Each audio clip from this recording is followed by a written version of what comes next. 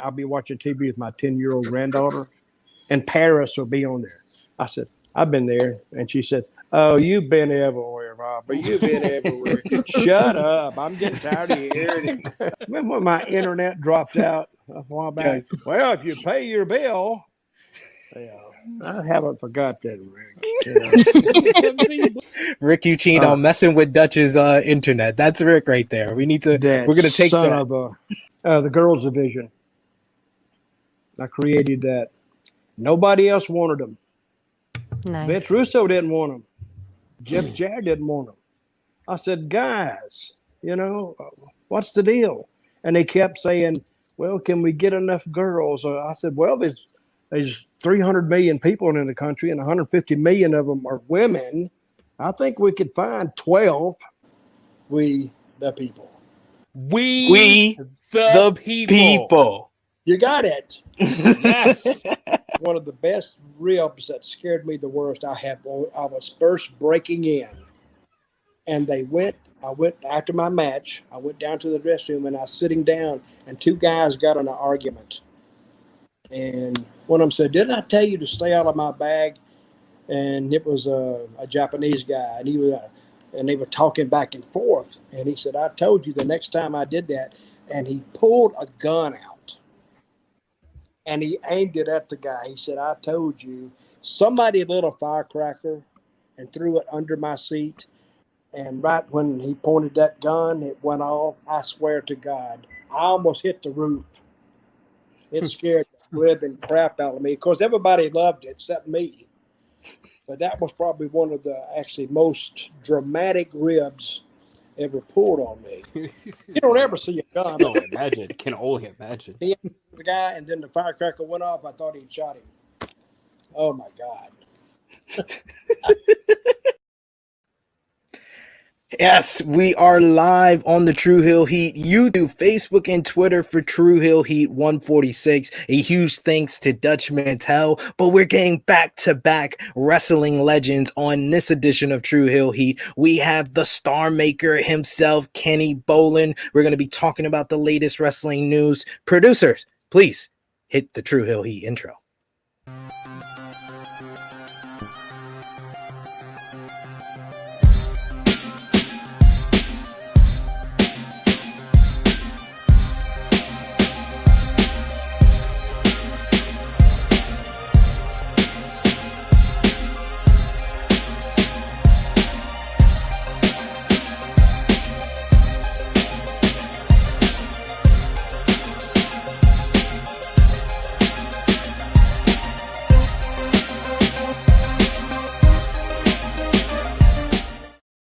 Welcome to True Heel Heat, the place where we use insider terms because we think we know what the fuck we're talking about, even though we don't.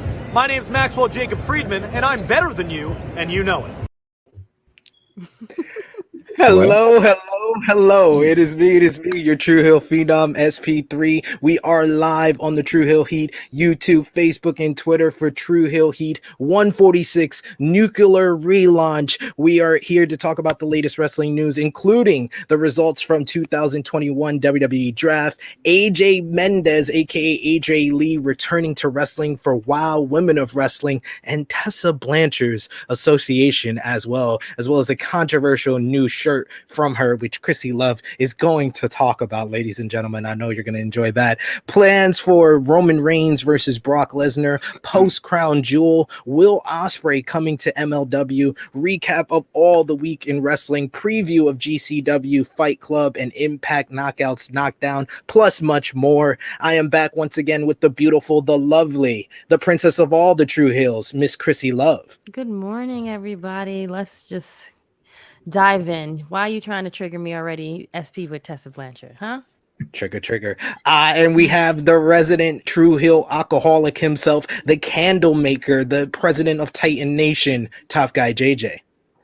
Apparently, MJF came in here immediately and disliked our show as soon as it started because already some turd already hit the dislike button. So, I guess we're up to an amazing start already, guys. Good morning, everybody. Good afternoon to the other guys that's watching. Absolutely. Yes. Good morning. Absolutely. And we have a very special guest. We've been on a long line of acclaimed guests. We've had Emmy Award winner. We had a wrestling legend last week, and we have another wrestling legend this week. He is the king. He is the manager of all the stars of the last 20 years. John Cena, Bobby Lashley, The Miz, John Morrison. It doesn't matter. You can Mark name him. Henry, Bull Buchanan. You can name him, and he's managed them. Pretty much. Is Kenny Bolin. Just tickled pink to be here today. I'm so tickled pink. I'm even wearing pink socks today with my neon. Oh, I can't get my leg up. Can I get it up there? Nah, hell no, I can't. It's way too high. Way too high. There we go. Why did we have to eat up valuable time on this show, rolling a highlight reel of all the stuff that everybody already heard Dutch Mantel say? The only reason we're going to break the record today is because I've made it very clear I'm going to reveal all the dirt that I've accumulated on Dutch Mantel over his 65-year career. I think he didn't even start till he's in his 40s. Dutch is about 105 years old. There's the first thing I'm going to tip off to. He looks good for his age. I'll give you that. But we're going to reveal some dirt on old dirty Dutch Mantel today. And do I still have executive privilege on this show? I think I do, right? Yeah, of course. All whenever right, whenever I'm in charge, you always have some type of privilege here. The not so great is a troller. Let's get rid of that right now. Probably the one that gave us the thumbs down. So let's get rid of that one. Executive privilege here today. They can still watch the show. They're just not going to be able to comment. And I still want the deal I got last time. I get $20 for every troller. And if you accidentally post a troller comment, I get 50. Same deal I had last time. I hope our producer in the background is listening to that so they don't, because he loves to highlight the trollers, but we're not going to give them that privilege. Also, I want to point out Miss Krssi Love is actually in my bedroom next door. I just want to looking good too, I might add. Looking good. Thank you. Yeah. Absolutely. And we got a bunch of I'm going to say right now that her and I definitely have the sexiest voices on this show. Did you hear that opening with Krssi? My God, I didn't even have to see her to know what we had coming. My God. But I think between her and I probably should open up some sex chat line or something. What?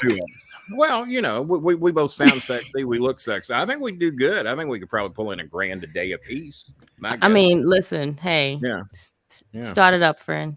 Yeah, absolutely. Yeah. Me and you, baby. We're off to a smashing start. 1-900 KRS Bolin. That's what our producer just messaged me. We're off to a smashing start, ladies and gentlemen. You guys know what to do. Wow. Drop a thumbs up on this video. Share this video with all your wrestling fans, friends, and family on all your favorite social media platforms. One other question, not to interrupt, but that's what I do. One other question. This isn't the Sports Kita deal, right? This isn't the thing based in Bombay, India somewhere. No, it's not. Spend all my money. We're based in New York. Why the same hell are we going live at 11:05 in the morning? I don't have 5 fans awake this early in the morning. We'd pack the house if this was a 7:05 start. Hey, I got kids. I can only do these things in like the morning and afternoon. I know you didn't do it. It's me. It's me and my wife. We're responsible for that. But you know, it is what it is. But yes, share it with your friends. Subscribe if you are new to the True Hill Heat YouTube channel. Of course, if you're watching us live, leave your thoughts on the podcast in the live chat. We try to highlight as many of your comments as possible. But if you want your comment highlighted, your take highlighted, if you have a question for the star maker himself, Kenny Bolin, give us a super chat donation, $1 or more donation. It helps out the channel greatly, and we will make sure your question is shouted out by Kenny Bolin. And you have to PayPal me $20, kennybolin@msn.com, or at my Cash App, $20 plus the $1 that goes here. Don't forget that. Hi, Derek. Hi, South Dakota. He's already got it. He's got it in his title right there. Oh, yeah, everything you need. Everything you need. This already sent me $20, but I'm not going to tell you why. The hashtag is live. Thank you for the 20, Krssi. You will get your money's worth. I'll call you after. We're already starting. They're already in business together, starting their phone chat line. $1,000 a day a piece. I promise you that. Did you hear that voice? Do you realize what gold mine you got sitting here? Come on, son. I do. That's why she's the star of the show. She's the star of the show, ladies and gentlemen. Everybody knows that. Dutch You're- didn't get, so for the record, I'm trying to beat Krssy's record. Dutch Mantell didn't get no 1,400 views. She got 1,399 of those. I think maybe Dutch's mother might have tuned in, who's 135, by the way. Oh my God, you're She's old woman.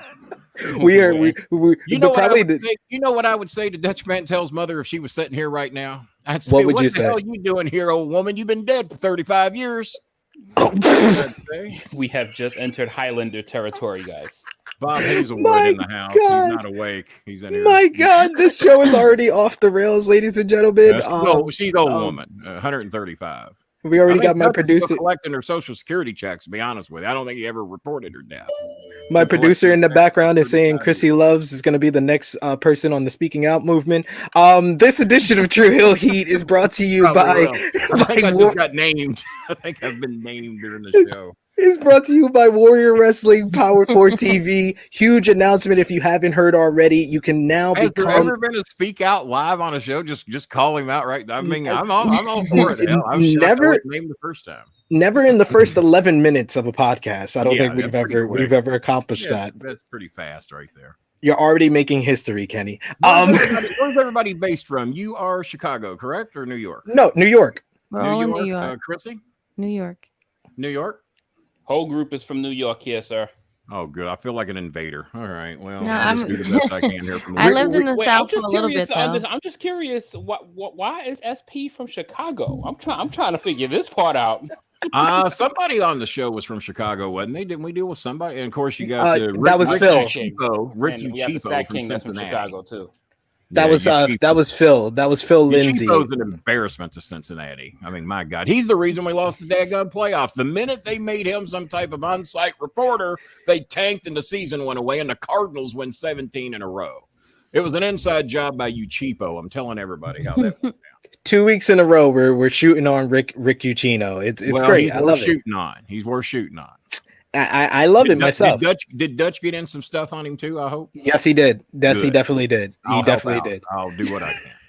But you can now not only do your super chat donations, you can now become a Patreon backer for True Hill Heat. Patreon.com/True Hill Heat. We started it up this week. We want to thank everyone who's already backed the Patreon. $3 a month. It's a simple donation, but you get exclusive True Hill Heat content like myself, Miss Krssi Love, and Romeo doing the Escape the Undertaker watch along. Myself and Jay News did a breakdown of the first half of the G1 Climax 31. We had exclusive pictures from AEW Dynamite 2nd anniversary and Rampage spoilers. So check out our patreon.com/True Hill Heat to support. And of course, for our supporters, we always like to shout you out to start off the podcast. So we start off with our True Hill roll call. Coming in at number 3, our top 3 conversation starters on the True Hills group page. Austin Hartsfield Brown. Coming in at number 2, Jessica V. And coming in at number 1, the Negro Buck, Nick Jackson. Once again, the same as last week. True Hills that we shout out, Jose Gonzalez, Charles Kirkhoff, EBB, who's already in the live chat with us, Easy Attack, aka Professor Chris, YouTube subscriber highlight. Like I said, Krssi Love is the draw, so she had a comment dedicated to her on Dark Side of the Ring, Bikers, Bombs, and Bedlam Johnny K9 review that we did yesterday with Beat Boop saying Miss Krssi Love is the gem of True Hill Heat. Thanks, guys. No lies detected there. There you go. There you go. I got to ask a question right off the bat. What the hell is behind his head? What is all that stacked up behind my man's head right there? What is Let him know, Top Cat JJ. Oh, this is my my lovely, awesome candle collection. So I like candles. I didn't realize that's what. Truthfully, there's I had about one- 300 candles behind me right now. I've got a because it goes- vanilla. I got a vanilla and an apple scent that I haven't lit yet because the windows are all open and you won't get the full effect. But when winter locks in, they're getting lit back up. Yeah, so I got a vanilla sitting right here. I got an apple sitting right there. Well, they're not doing a damn bit of good unless you light them up. Why don't you light them Well, all if up you during see, the show? if I could show you, see the top of my thing, I only light 2 at a time, sir. I don't light all 300 at a and then time. we It would smell rotate. like a then disaster. we rotate. Yes, yeah. That's a lot of damn money. I know how much those things cost. That's a lot of money you got. You could have donated that to the bowling alley. Oh, okay. So Well, yeah. So we can do some exchanges. You could. Well, yeah. Now that I know that you got about 20 grand. Now that I know you got about 20 grand in candle money over there, we might be able to talk. We got a bunch of. You're probably right because you ain't see the other side either. We got a bunch of new people joining us from the Bolin Alley community. We got Bob Hazelwood, DJ Eric, South Dakota, a bunch of folks join, always following Kenny wherever he is at. And yes, Kenny, way too early. Way too early. Kenny, and yes, Ken, yeah, where are you at, Kenny? Louisville, Kentucky. Kentucky, Home of the Louisville Cardinals, Kentucky Fried Chicken, and the Yum Center, which was they were going to call it the Bucket, but they backed off of that.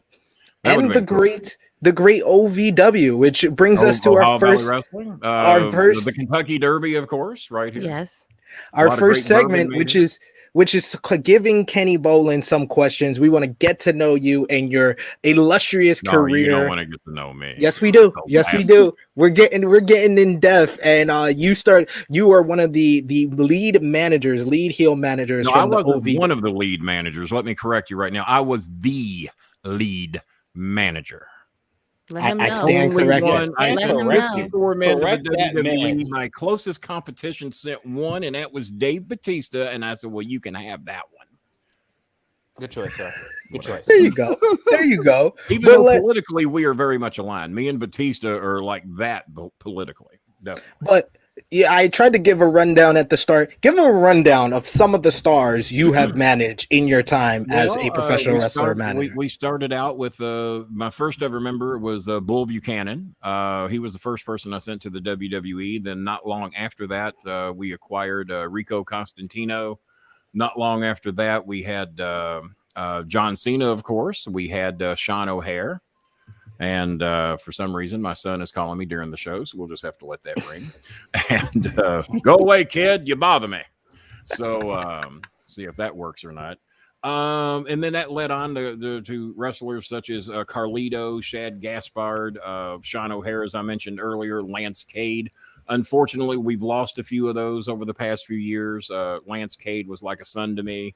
Sean O'Hare and I had a ball. He was such a lover of Spider-Man, had the webs and everything tattooed on his arms, even though he was told not to. And Shad Gaspard was just the sweetest guy you'd ever want to meet. And a lot of greats that we've had in Ohio Valley Wrestling. The Miz, of course, managed him. Managed not to get my ass whipped by Brock Lesnar, so I'm considered that I managed him. And a lot of these guys I didn't personally manage, they feuded with us to get on television to elevate their way to the top, such as Randy Orton, Brock Lesnar, various guys like that. Of course, we worked with a lot of the women, Mickie James, Maurice, Natalie Neidhart, Beth Phoenix. So many of the great females were all developed right in Ohio Valley. I mean, we had 10 WWE stars in the female division on our roster at one time. It was just amazing the amount of women, of female talent that we had at that time. Yes, I'm sure we'll drop another name or two. I mean, there's 54. My God, I don't want to name drop the whole show. What a list of illustrious talent. Miss Krssi Love, do you have a question? Not a coattail rider like a lot of these other managers. I developed my guys from dirt, and many of them are still making millions of dollars today. And by the way, your dues are owed. You got to send your dues. Dues are a little late. Make them pay. Miss Krssi Love, go ahead if you have a question for Kenny. Krssi Love for her question. I'll answer it free of charge. Kenny, I love your background. I love that crown that's in the case. That's beautiful. And I love your fish tank. What do you do when you wake up? What is your day like? What? Oh God, I've never been asked that question before. I normally sleep in shifts. I'm not the best sleeper in the world. I have a tendency to sleep 3 hours here, 3 hours there. I take a nap almost every day except yesterday and the day before. I had very busy days and was not able to get my nap in. I sound like a little baby. Got to get my little 2 or 3 hour nap in. I call it But at nearly 62 years of age, and by the way, I don't dye my hair like Dutch Mantel does. And you think he'd just go ahead and dye the mustache too, just so it's not so obvious what he's doing. This is all natural. This is what the good Lord above gave me, even though I'm pretty much a known atheist. But if the good Lord was going to give me something, it's this beautiful dark hair that he would have given me. So, God, I got lovely here when I said I was lovely. that's how you get arousing. I wake up. First thing I got to do is let the dogs out. But the first thing I do, I got to go to the bathroom first because I got to go worse than they do. So when I wake up, I go to the bathroom. Then I got 2, sometimes 3 dogs. I take care of my son's dog from time to time. So they got to go. And then here lately, I've been starting my day off with my V8 juice diet. I mentioned off air that I'd lost 32 pounds recently. Took a couple of weeks off from podcasting. Might take 3 weeks off. You're the only show I'm doing in a 3-week period. That ought to be an honor within itself. Thank you. Honor. Yes. Let's see. Normally I do 2 or 3 podcasts a week. Like I said, I've taken a very light schedule the past 2 or 3 weeks. I book hotels for a former business partner of mine that I used to work with back in the mid 80s. Okay. And I book the hotels for the sales rep. So that takes up maybe an hour of the day. They pay me for 8. So what the hell? And watch a lot of news, a lot of even the Fox. I watch the Fox just to hear what those idiots are saying. Getting ready to start watching a show called Successions on HBO Max. I watched Succession. Yes. Oh my God. I saw Stephen Colbert promoting it last night. I had to call my son and tell him about it. I said, man, this show looks like it's off the charts. The title didn't catch me. The actors didn't catch me. No. But when I saw him on the show, oh my God. Is it basically about Rupert Murdoch? Yeah, it's very, very slow. I'm gonna tell you that right now, Ken. It's very slow, but once it picks up, like by episode 8 of season 1, you'll start. Should I just go to episode 8? No. Just do the other 7. All right. No, you have to start at the beginning. Yeah. All right. I want to recommend a show to you based in Kentucky. If you get a chance, if you like kind of action, well, I won't call it action drama because I don't know how to categorize it, but give the show Justified a chance. It's based in Harlan and Lexington, Kentucky, and Justified is just every character is just gold. Every character is just got to be on the show.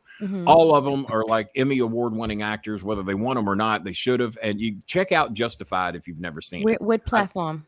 Hulu, 6 seasons of it. It used to be on FX. Okay. And of course, The Shield was another great show. There's a couple. Boyd Crowder, who's on Justified, was also Michael Chiklis's right-hand guy in The Shield. Gotcha. But The Shield, Justified are a couple of great shows to check out. If you like, they're kind of cop movies, especially The Shield. Yeah. But Justified, he plays a U.S. deputy marshal who's trying to do away with drugs in Harlan, Kentucky. Good luck at that. Okay. I will definitely put it on Timothy the list. Timothy Oliphant's the guy. Yeah. We got a bunch of love for all the TV show suggestions there. Yeah. Top Guy JJ, any questions for Kenny? More of a story request because I know you've worked with all of these dudes, and I am dying to hear a rib that you've done in OVW because I know you've probably ribbed the entire roster. I just want to know what's your favorite rib. I was not a ribber because I didn't like getting You're a liar. I was there for business. What was that, liar? I was there for business, and I knew if I ribbed them, then I got 30 guys ready to get me. So I had to play the numbers. I mean, I guess technically I was number 3 in command. You had Danny Davis, well, maybe 4. Danny Davis, Rip Rogers, then Cornette. But me and Cornette were more hands-on. Cornette was more hands-on at the shows. I was more hands-on traveling up and down the road with the guys. And Jimmy didn't go to all the shows. He would go to the ones he thought would draw so he could take credit for it. If he knew it was going to be a shit show, you weren't going to see Jimmy anywhere near that show. And that way you could blame everybody else. But no, I was not much of a ribber, but the one story I do have in mind is that I'll give you one with a guy. I think his last name was Love or something like that. No, David C. And I was wanting to leave the show early. I had kind of carte blanche. I could come in 5 minutes before the show and I could leave when my match was over. I had some privileges that everyone else didn't have. And more often than not, I took advantage of them. So I'm getting ready to leave the show. So David C. stands in front of me. He's about 6'1", maybe 320, 330. And at that time, I was probably about 6'1", pushing probably 3 to 320 myself. And I play in language is whatever we want here, right? I heard AJ on the show. He's foul mouthing on the show early. So that opens the gates up for me. Absolutely. So David stands in front of me and tells me I can't leave the show. I said, David, let me remind you something. I said, I might play a pussy manager. I said, but I'm going out that door. Move out of the fucking way or I'm going to move you. He looks at me. He says, I dare you. I said, all right. So he gets in a 3-point stance. And then I took 3 steps forward, lowered my shoulder, blasted him to the floor. I said, "Get out of my way, bitch." And then I walked out the door. He was so humiliated. The boys gave him so much shit that the fat pussy manager put him on the ground. And he was the current champion at that time. Wow. He quit. He quit the business. We never saw him again. God, it was at the new building maybe 7 or 8 years later, and he was begging my son to put him in the new vamped version of Bolin Services. My son says, "No, never. You will never see a day in Bolin Services after my dad pumped your ass out back in like 1998 or whatever." It was before we had the WWE contract. So probably 97 or 98. And then we never saw him again until the mid 2000s. And the other one would have been Ron Waterman. Do y'all remember Ron Waterman, the MMA fighter? Yeah. Okay, well, Ron Waterman, they were trying to pull a rib on me where Waterman was going to blast me pretty good. I was holding a wrestler. The wrestler was going to duck. I think it was Rob Conway. And the wrestler was going to duck, and then I was supposed to get a working punch. Well, Ron Waterman lit me up pretty good because the boys told him to. And he got me pretty good in the jaw. I go to the back. I got a Coke can on my jaw, and I'm like, "You son of a bitch." And he comes back there. He says, "Kenny, you all right?" I said, "No, I'm not all right, you son of a bitch." I said, "You just knocked me about half out." "Kenny, I only hit you with a third of what I got." I said, "Well, goddamn, please save the other 2/3. That killed me. And Randy Orton hit me in the ear once when I told him not to hit me in the ear because I'd had ear surgery years ago, and I didn't want to fuck with that. So I had to light his ass up when we got to the back, and I got to yell at Randy Orton, so that was fun. And David and Daniel Puder lit me up good because Jimmy told him to throw a working punch at me.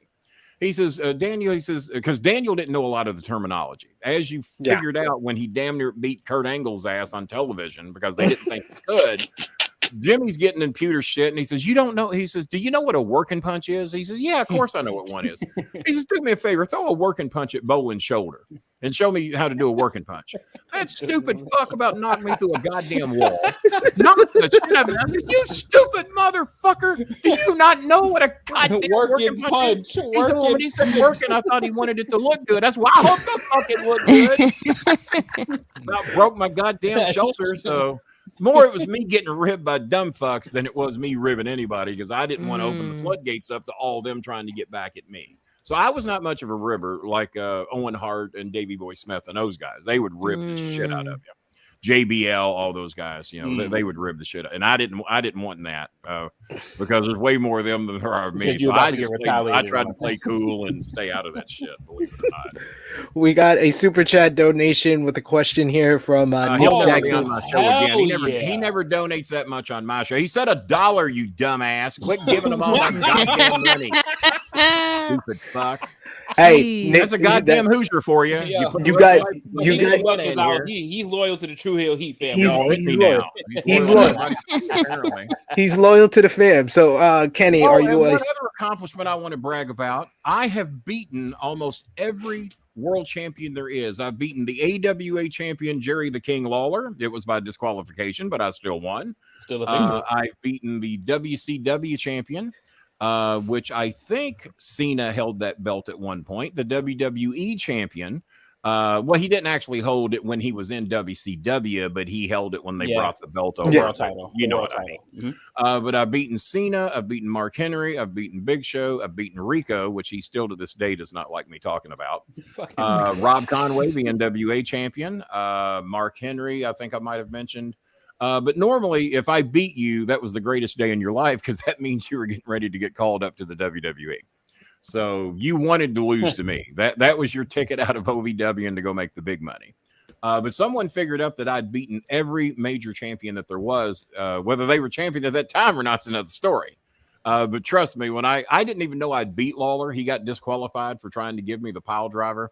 He couldn't get me up for it, so they disqualified him for trying because that was supposed to be the finish. So I didn't realize I'd won, and I saw somebody sent me these record books of all the people I'd beaten. It says Kenny Bolin defeats Jerry the King Lawler 6 flags. I said, when the fuck did I beat Jerry Lawler? And then I read by disqualification, so they disqualified him for trying to pile drive me. When he couldn't. Right. Is that a pop figure of yourself there? That is. Oh, wow. Nice. One of my former co-hosts that's been blocked from the show, never to be seen again, made that for me. But Wow, I that's like so that. cute. It's got the BS shirt on there and the crown and everything. And Yeah. I'm glad you pointed that out. That's probably I'm Yeah, going to sell that for about That's pretty good. right there. yeah. That's I'm really going to nice. put that on But- eBay for about $100,000 and see how much I get. Oh, The wow. devil eyes. can Kenny, are you a Son of Anarchy's fan? Is our question? Oh, from- absolutely. Son of Anarchy. what? Wait a minute. Was that the show? That was the motorcycle Sons of show. Anarchy. Yeah. That was the show with the bikers and Danny Davis got me hooked on that. They took that channel away off his Dish Network, and I had Spectrum at that time, or whatever the hell they were called. And he says, "Kenny, can you record me the Sons of Anarchy until I get something that gets that channel?" So I recorded him like 6 weeks of episodes. I started watching it, and I got hooked. So I went back and watched from the beginning. Definitely one of my favorite shows, man. Yes. That was a solid ass show. Love Sons of Anarchy. Sons of Anarchy. And of course, The Sopranos, and my theme music was The Sopranos. Yeah. Jimmy wanted me to come out to some AC/DC bullshit. He had Jack Black coming out, the hair of the dog. Everybody on the fucking OVW roster come out to goddamn AC/DC, and I wasn't about to be a part of it. So here's a funny story for you. Me, John Cena, and Rico are getting ready to have a tag title match on television. This is televised. Cornette says, "No, we're not going to play that Sopranos bullshit. You're not a fucking mobster." I said, "Well, in OVW, I'm as close to the mob as you're going to get. We're not coming out to that AC/DC bullshit." I said, "Our new theme song is the themes from the Sopranos." I said, "We're going to stand in that curtain." And I said, "When I hear the Sopranos music, we're going out." I said, "Play that fucking AC/DC shit. We're not going out." Sure enough, we're in the curtain. We're waiting to go. Main event television tag title match, I think, against the Disciples of Sin. And that AC/DC shit plays. I look at Cena and Rico. I said, "Do not go." He says, "Kenny, Cornette's going to have a fucking cow." I said, "The heat's on me." I said, "Do not fucking go." "All right. Goddamn, Cornette's going to be furious." I said, "I know. Do not fucking go." I told him we're not going out to that shit. So they're playing it, and it plays about a minute. They got to take a fucking commercial break. They're fucking furious. They come back from the commercial.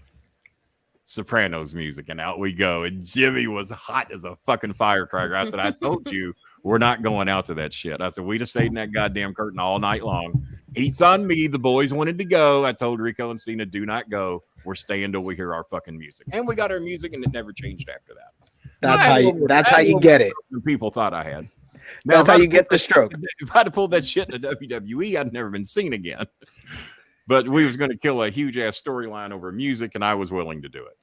We got DJ Eric with a super chat donation saying America's most moist superstar, Rick Ucchino, fears Kenny Bolin. Oh, there's no doubt about that. That's why you never see me and Ucchino on the same shows anymore. He's terrified of me. He don't want anything to do with me. He knows he cost the Cincinnati Reds the title. He's bad luck. He's a schlep rock. He's an albatross. You know what an albatross is? An albatross is a big ugly bird that brings doom and gloom everywhere it goes. And that's what you are, Rick Ucchino. You ruined the Red season. You ought to be ashamed of yourself.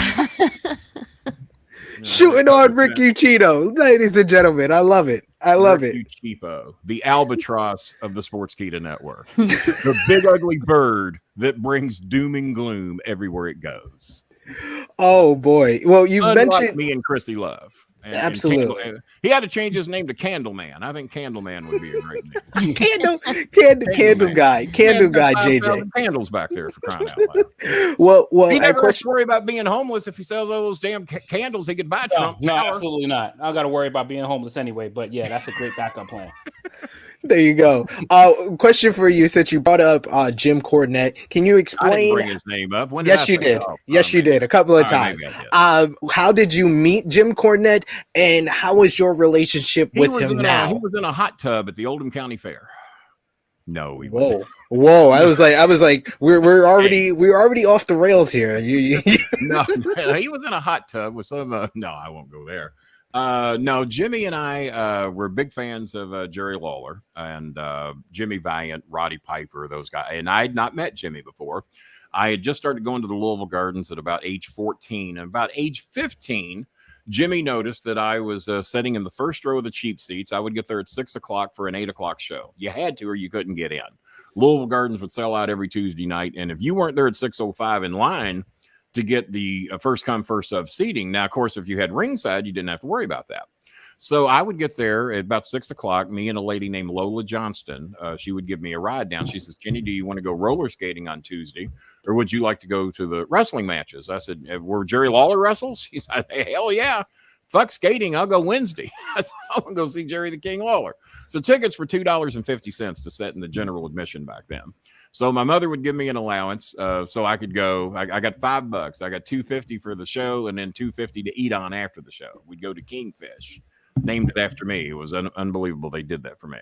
So I'd get down there about 6 o'clock, and Lola would wait in the back alley to meet the wrestlers as they came through.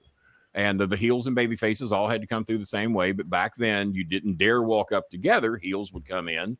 Baby faces would wait 5 or 10 minutes, and they would come in. So I'm back there, and I wanted to meet Jerry Lawler. Well, Lawler didn't speak to me forever. Hey, Jerry, hey, I'm your biggest fan. You know, he didn't want no fucking fans. He was the biggest heel in the goddamn wrestling territory. So he wasn't going to talk to nobody back there. But Sam Bass, occasionally, his manager, would stop and talk. So I kind of buddied up with Sam Bass, and he would talk like a normal human being, even though I'm a 14, 15-year-old kid. And developed a little bit of a relationship with Sam Bass. And then eventually Lawler finally stopped and talked to me. He said, man, you're an idiot. I said, why is that? He says, I see you up here rooting for me. He says, you're the only person out of 5,000 people that cheers for me. They throw shit at you. They heckle you during the whole show. He said, you're an idiot. Why do you do that? I said, I'm here to see you. I don't give a shit who likes it or not. And so that was really the closest I'd got to meet him. Well, Jimmy Hart used to travel to all the shows with him before Jimmy became his manager. So Jimmy Hart sees me cheering for him. Jimmy Cornette, the photographer, sees me cheering for him. So Cornette makes friends with me. He says, man, I got to get you out of there. They're going to kill you up here. He says, why don't you? He says, I never use my seat. My mother's always selling pictures at the picture stand. I got 2 seats available. Why don't you take my seat and bring a friend? And he says, hey, we'll get together. We'll meet up sometime. Hey, where do you live? I live in LaGrange. Well, I'll come out there and see. I got a car, which I didn't. And so that's how our friendship developed, was him noticing me cheering for Lawler. Well, not long after that, Jimmy Hart saw me rooting for Lawler. So during intermission, and no one knew who Jimmy Hart was at this time. He was just Lawler's friend that rode to the towns with him. So Hart calls me over. He says, man, I see you up there cheering for Jerry like that. He says, you're the only fan Jerry's got. I said, yeah. I said, he knows. I've told him in the back before.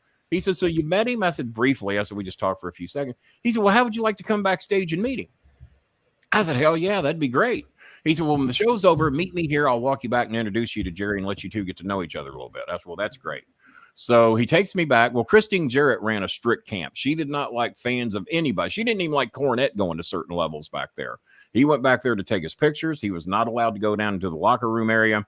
And so she wasn't even real thrilled with Jimmy being back there. So when she sees me back there and she doesn't even know who I am, she was furious. She got in Hart shit. You don't ever bring the fans back here, this, that, and the other.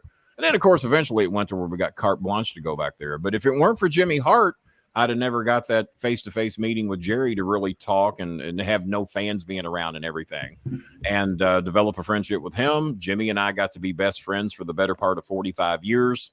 Our friendship ended when I quit doing the podcast because Brian Last was a piece of shit, which I heard he has said some horrible things apparently about Conrad, Robert Fuller, and one other wrestler. I don't know what he said. I asked Conrad, I said, what the fuck's going on here? He says, Kenny, I don't care. I could care less. I wish Brian Last all the best. I said, well, you wish him better than I do. So I only worked on Last podcast for 2 weeks to where he was the host of the Bolin Alley. Me and Cornette got into a huge argument over it. He couldn't believe I was leaving. I said, well, not only am I leaving, I said, but Russo's offering me about 5 times the money that I make here. So I'm going to work for Vince Russo. And I said, I hope you ain't got a problem with that. Well, you had a problem with it. Well, of course. And we never mended our friendship after that. But hey, man, I need to fucking make money. Russo is 10 times the guy Cornette will ever hope to be when it comes to morals and ethics. Sorry, but that's just how the fuck it is. And fuck, I'll tell you, Russo, I mean, short of donations, I do a lot of fundraisers, as you know, for Filipino fundraisers and things like that. But Russo's a good guy. I mean, whether you like his fucking wrestling booking, I disagreed with a lot of the shit he booked. Obviously Cornette did, but I'm not going to hate somebody because they book bad wrestling. If I was going to hate somebody for that, I would have hated Cornette a long fucking time ago. If I'm going to hate somebody for stealing wrestling ideas, I told Bill after, name me the original thought that Jimmy came up with in the wrestling business. You tell me what you think that is, and I'll tell you who he stole it from and who did it better. So we named like 10 fucking ideas Jimmy came up with, and I told him where he stole them from and how he got the idea and who did it better. So one fan says, well, I know. I said, put the fans question up. Jimmy invented the scaffold match. I said, you fucking idiot. No, he didn't. Jerry Jarrett and Don Green invented the scaffold match, and guess what? They did it better. You know why? I was like about to say too. Not that Al Green. There was no concert. There was no concert before the show. Promise you that. But I said Jerry Jarrett did it better because he didn't blow his fucking knees out during the goddamn scaffold match. They knew how to fucking work it. So no, Jimmy didn't come up with the goddamn scaffold match either. And nobody could name one match, one scenario, one angle that Jimmy came up with that I couldn't name where he got it from, because I've seen all the shit too. And I know, I guess imitation is the best form of flattery. Well, Jimmy has certainly flattered many wrestling promoters in the past. He got a lot of ideas from Bill Watts, Jerry Jarrett, Nick Goulas, the Von Erichs. You know, Jimmy's been everywhere, seen everything. And my criticism, which I always called him out for on the shows, is that you don't have original thought in your fucking skull. And and I called Jimmy out for the hot tub shit back during the shows, and everybody thought it was an angle that we were working. Well, the best fucking shoots are the ones that have truth in them. And now people have gone back and see the shows and, man, you called out Jimmy on a lot of shit that turned out to be true. I said, really? Why do you think the shit got so hot between us? Because he thought he could write it off as a lie, but he knew I was telling the truth. And that's why the shit was so good. So. Woo. Thank you for being honest with us there. Up at 11 o'clock in the goddamn morning. This is bullshit. We're going to do something about this. I love it. Top Guy JJ, do you have any other questions for Kenny? Candleman. Can't. You know what? Beats being the Candyman. The Candyman didn't have a good. Candyman didn't have a good reputation. It's a consideration, but you know, it might fade away after a couple months. You know, it might be that flavor for the month, but it might go away. But who was like the most fun that you've had with when you were working with all of these different talents? That is a great question. Rico and I, Rico despised me when we first met each other because he wanted to do all the personal appearances. And I felt bad for him because he was the only one volunteering to do this shit. He's the only one that didn't demand to get paid. Mark Henry wanted 10 grand. He would refuse to do them. Then he got lit up by the office and they found out he was going to do them for free like everybody else. Big Show tried to hold me up for 10 grand. Bob Holly was the worst. Bob Holly thought that I made $700 profit off a personal appearance he went to. I said, how in the fuck did I make $700? Your personal appearance drew 34 people.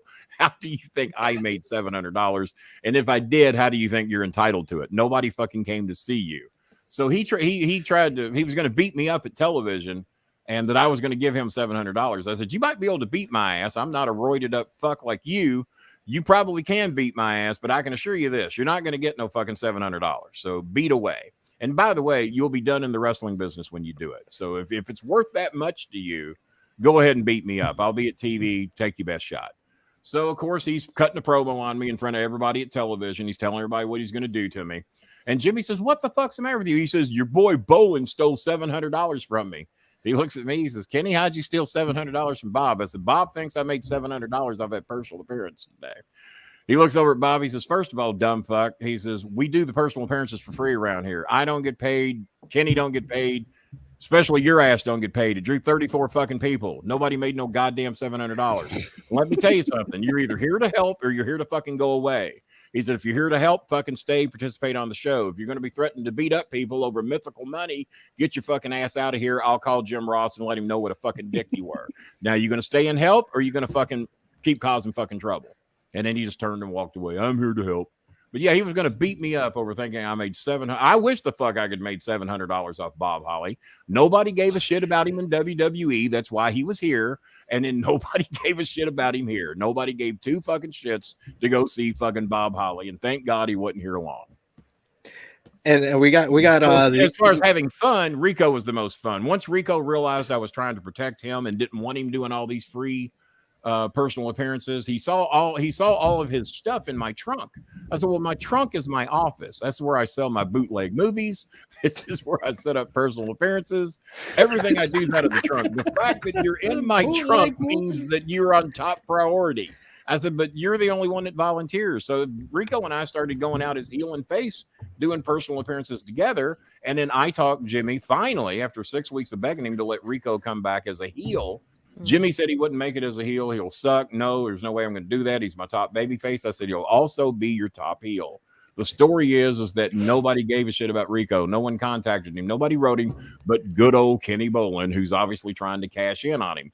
Jimmy didn't want to hear anything about it. Rico's begging me, Kenny, I want to be a heel. I want to prove I can do it. When I go to the WWE, I'm probably got a better chance of making it as a heel than I do as a face. He says, please do everything you can. So I did. Jimmy says, all right, here's the deal. You got 6 fucking weeks to get him over as a heel. If not, he comes back. We'll come up with a way to do it. I said, it won't take 6 weeks, but thank you. Call Rico. He says, Kenny, we'll have it locked up in 3 weeks. Sure enough, 3 weeks later, Jimmy says, he's yours. So he got over as a heel, and that's how it went. And Raiju just donated 100 cash American dollars. No, that's $12. See, Mr. Sportskeeda himself, Raiju, saying this is for Kenny to put Sportskeeda over. He was shocked to hear you curse because you were not allowed to curse on Sportskeeda Wrestling. Well, I'm going to change that shit coming up real soon. I'm the big dog over there now. I met with the 4 fake bosses. Raiju's running the whole goddamn thing. Everybody knows that. I exposed that shit, just like I've been exposing shit on Dutch. By the way, while we're exposing Dutch, oh God, he ain't no doctor. He ain't no fucking doctor. Did you see that bogus ass name he's got on his Twitter account? Name me the fucking university that gave him a doctorate. He's not a doctor. He's a fake. And by the way, that name Dirty Dutch Mantell, that's bullshit. I met Dutch 100 fucking times. Never once did he look like he had not took a shower. I don't know why he looked like the name Dirty. Bullshit from the beginning. Not dirty, not a doctor. Fake ass shit, Dutch, and you got to be ashamed of yourself. Piss me off. That's good. Yeah. I want some more rupees coming into this show. I thought that was $100. He duped me. He donated to my charity once. Kenny, I'm about to spot you 100.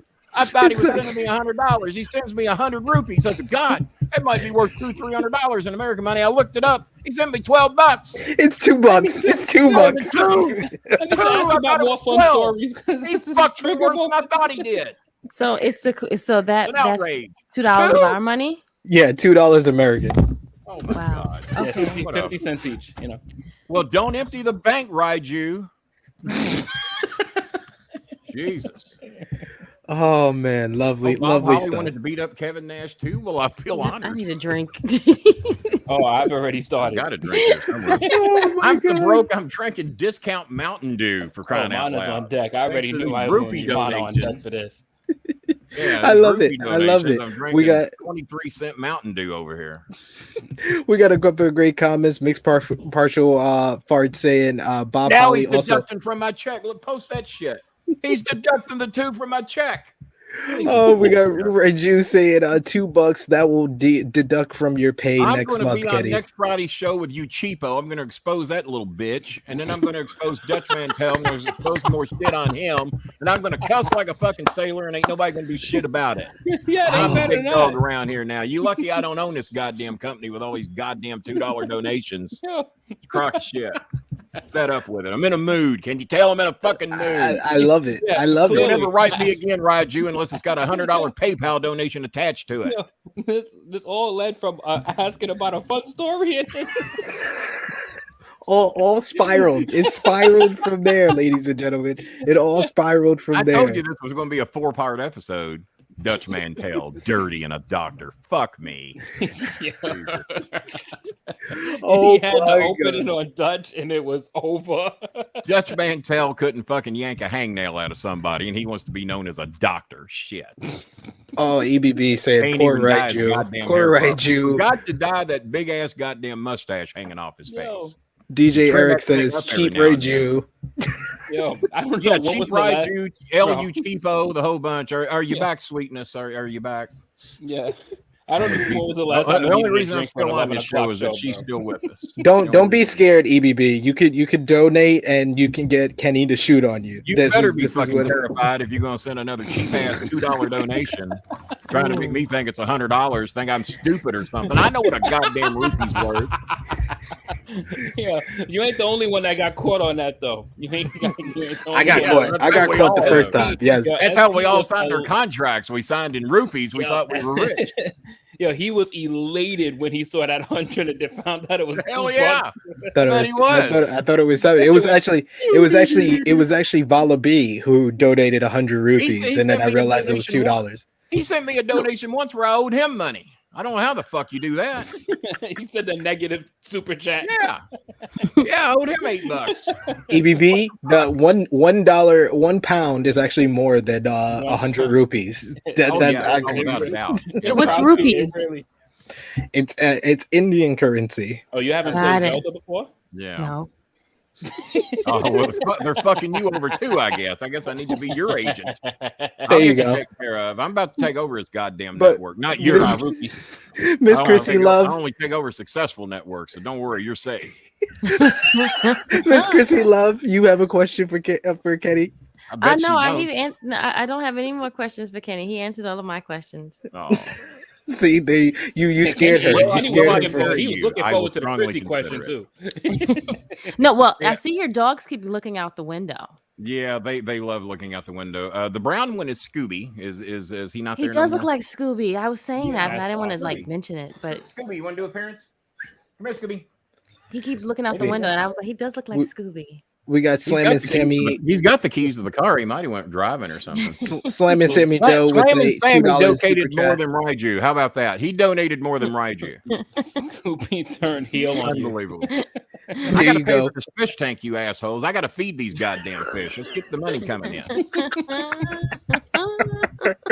And Mixed Partial Fart says Kenny Bolin is hilarious. No, I'm pissed. I'm not hilarious. I'm fucking pissed. Tired of getting fucked over on the show.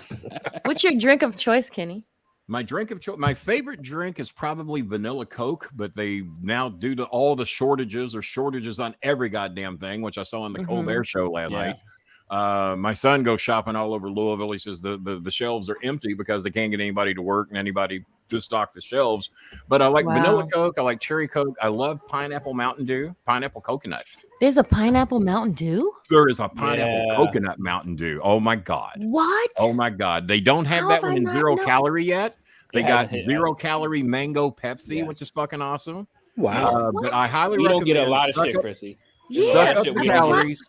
Suck up the 170 calories. If you find a pineapple coconut Mountain Dew, oh my God, it is good. First of all, I love coconut and I love mango. And pineapple. And pineapple, I'm like, wow, in a Mountain Dew now?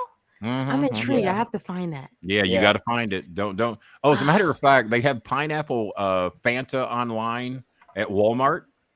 You can get the 2 liter for $1. The 2 liters $1. The 6-pack's $20 fucking. What? $20 for a 6-pack of Fanta. It's never in stock. I don't know why. They know how exclusive it is. Right. I guess it's pretty exclusive. You don't get that shit over here. We don't have none of those. New York City, the land where you can buy anything you goddamn want 24/7, and they don't have pineapple coconut. We have no never mango seen Pepsi. a bottle of pineapple Mountain Dew. Well, as soon as because now what's his name? Andrew Yang. He's now an independent like I am. Maybe I'll come up there, help Andrew out, and we'll get some goddamn pineapple coconut up there, and we'll start getting some wrestlers paid. And I will pay you $20 shipping for that, sir. I will make sure you get your $20. Ooh, yeah. Now we're talking. We got our most viewers so far of the podcast. Keep it coming. Remember to drop a thumbs up on this video. How many we got? We got about 25 on YouTube right now. Early to have 25 people. Yes. The dedication that we got is awesome. Give us a thumbs up. Remember to drop a thumbs up on this video. Share it with your friends. Oh my God! Donated $500 fucking. Who's that? 500 rubies. It's 500 rubies. So that's only $5. I owe somebody about $1. That's $10. we got exactly $6. Oh, $6. Yeah, exactly. We got Vala B saying, "Here's some real money." It's exactly $6.66 because the shots from Kenny are hotter than the devil. They certainly are. As a matter of fact, when I send people donations in the Philippines, many times I will send them 666 pesos because they're also religious over there. I want to see if they'll actually cash it.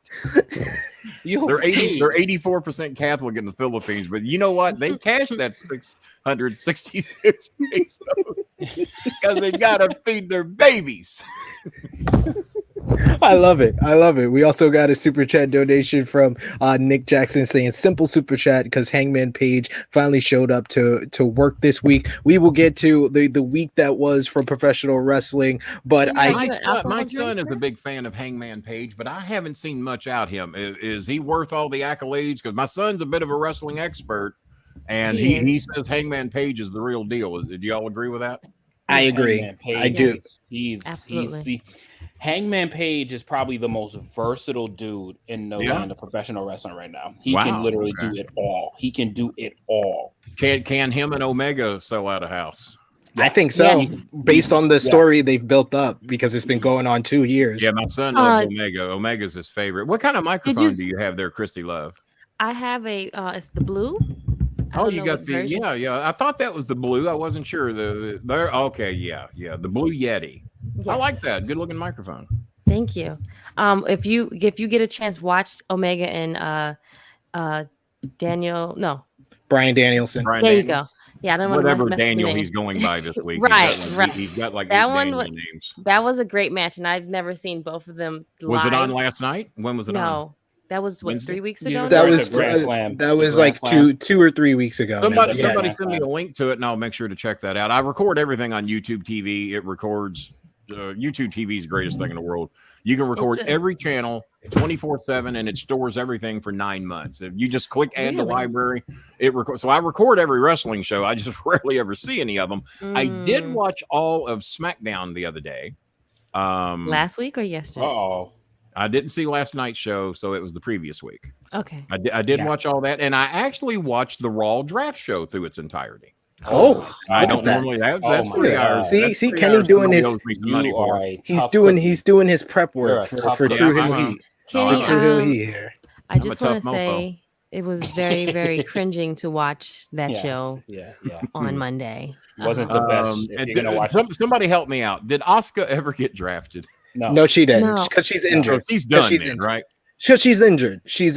But that is I never heard she's injured until you got a scoop. I never heard she was injured until I didn't know she was injured until she posted it on Instagram. She had a big ass. I think she made it up. I think she's just trying to save face. she's like, I gotta save face for the company. I gotta save face. When she worked throughout the whole pandemic, and now is her time to have some time and just chill, even though they're back in front of people. But they're not going to show her no love until hopefully maybe next year. Block Iggy Bibby and give me his money. Iggy Bibby.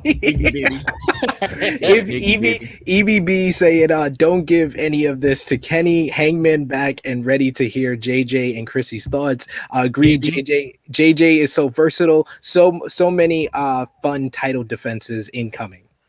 Oh yeah, Kenny's run is about to be one of the most legit things that we've seen in Lord knows how long. I mean, this is great shit we're gonna see, and the fact that we got him back on Wednesday, oh god, we're gonna get to that. But damn, we in for some good shit. Ibby Bibby, little baby bitch. Don't you ever make a comment on this show telling them not to get. I am the goddamn money on this show. Fuck you, bitch. Oh my god. Don't you ever tell them not to give me money. As a matter of fact, they're going to have to add to everything that's been donated today. Do you know how much money I make on my shows? I'm doing a personal service, even granting you all with my presence today, and you dare tell them not to give me the money? Blow me, bitch. Blow me. All right. Trigger. We can move on from that. I love it. I love it. I love a lot of fun without all these sports rules and regulations like we're fucking CBS or something. Exactly. Kenny's money, he throws kayfabe out the window. So since we're on a controversial binge Kenny brought up women's wrestling. Let's talk about motherfuckers if you want to get technical about it. Let's talk about the top news story for this Krssi week. Love, you deserve better than this, and you're about to get better right after the show. Let's talk about the top news story, which is Women of Wrestling WOW makes a reboot under Jeannie Buss with AJ Mendez as an executive producer and color commentator, and Tessa Blanchard as the face of the company. It's official. It's official. WOW Women of Wrestling is officially returning next year. It's coming to CBS affiliates. Fightful Select. Wait a minute. CBS affiliates or actual real CBS television? CBS syndication, basically affiliates. So Fightful Select reported on Tuesday that a relaunch of the women's wrestling promotion will be announced on Wednesday this week via a press conference, and that Tessa Blanchard was set to become the face of the promotion. The women's promotion announced on Wednesday during a press conference that they have reached an exclusive multi-year deal with Viacom CBS and will launch in weekend syndication starting in September of 2022. The announcement added that historical seasons of the promotion will be available on CW Seed and Pluto TV platforms, expected in December 2021. The announcement marks the return of the promotion and the largest distribution platform for an all-women's wrestling promotion ever. Tessa Blanchard and Tawana the Beast Barnett Ferguson were with WOW. Yes, we're with WOW owner and executive producer Jeannie Buss of the Los Angeles Lakers for the announcement. The company held a press conference on Wednesday evening and sent out a press release which noted that AJ Mendez, the former AJ Lee from WWE, will be an executive producer on the show and will provide color commentary for the show. Go ahead. I thought you was done. Go ahead. PW Insider noted the reason AJ Mendez went to WOW instead of WWE or AEW was because of how much time it would take from her other projects. She hadn't been making any kind of return to wrestling due to things she was working on in Hollywood. The reason she chose WOW specifically is simply that they made an offer to be an executive. WOW won't be as busy as a full-time company like WWE or AEW, so she'll be free to do other things and she'll get an executive credit. As for why she's not going to be wrestling, it's been noted in the past that she has neck issues. Even CM Punk has mentioned that in several interviews, which means an in-ring return isn't an option. Tessa Blanchard followed that up the following day with a new t-shirt from WOW directly referencing a recent report that she has nuclear heat in the wrestling business. Bodyslam.net's Cassidy Haynes Is that a diamond?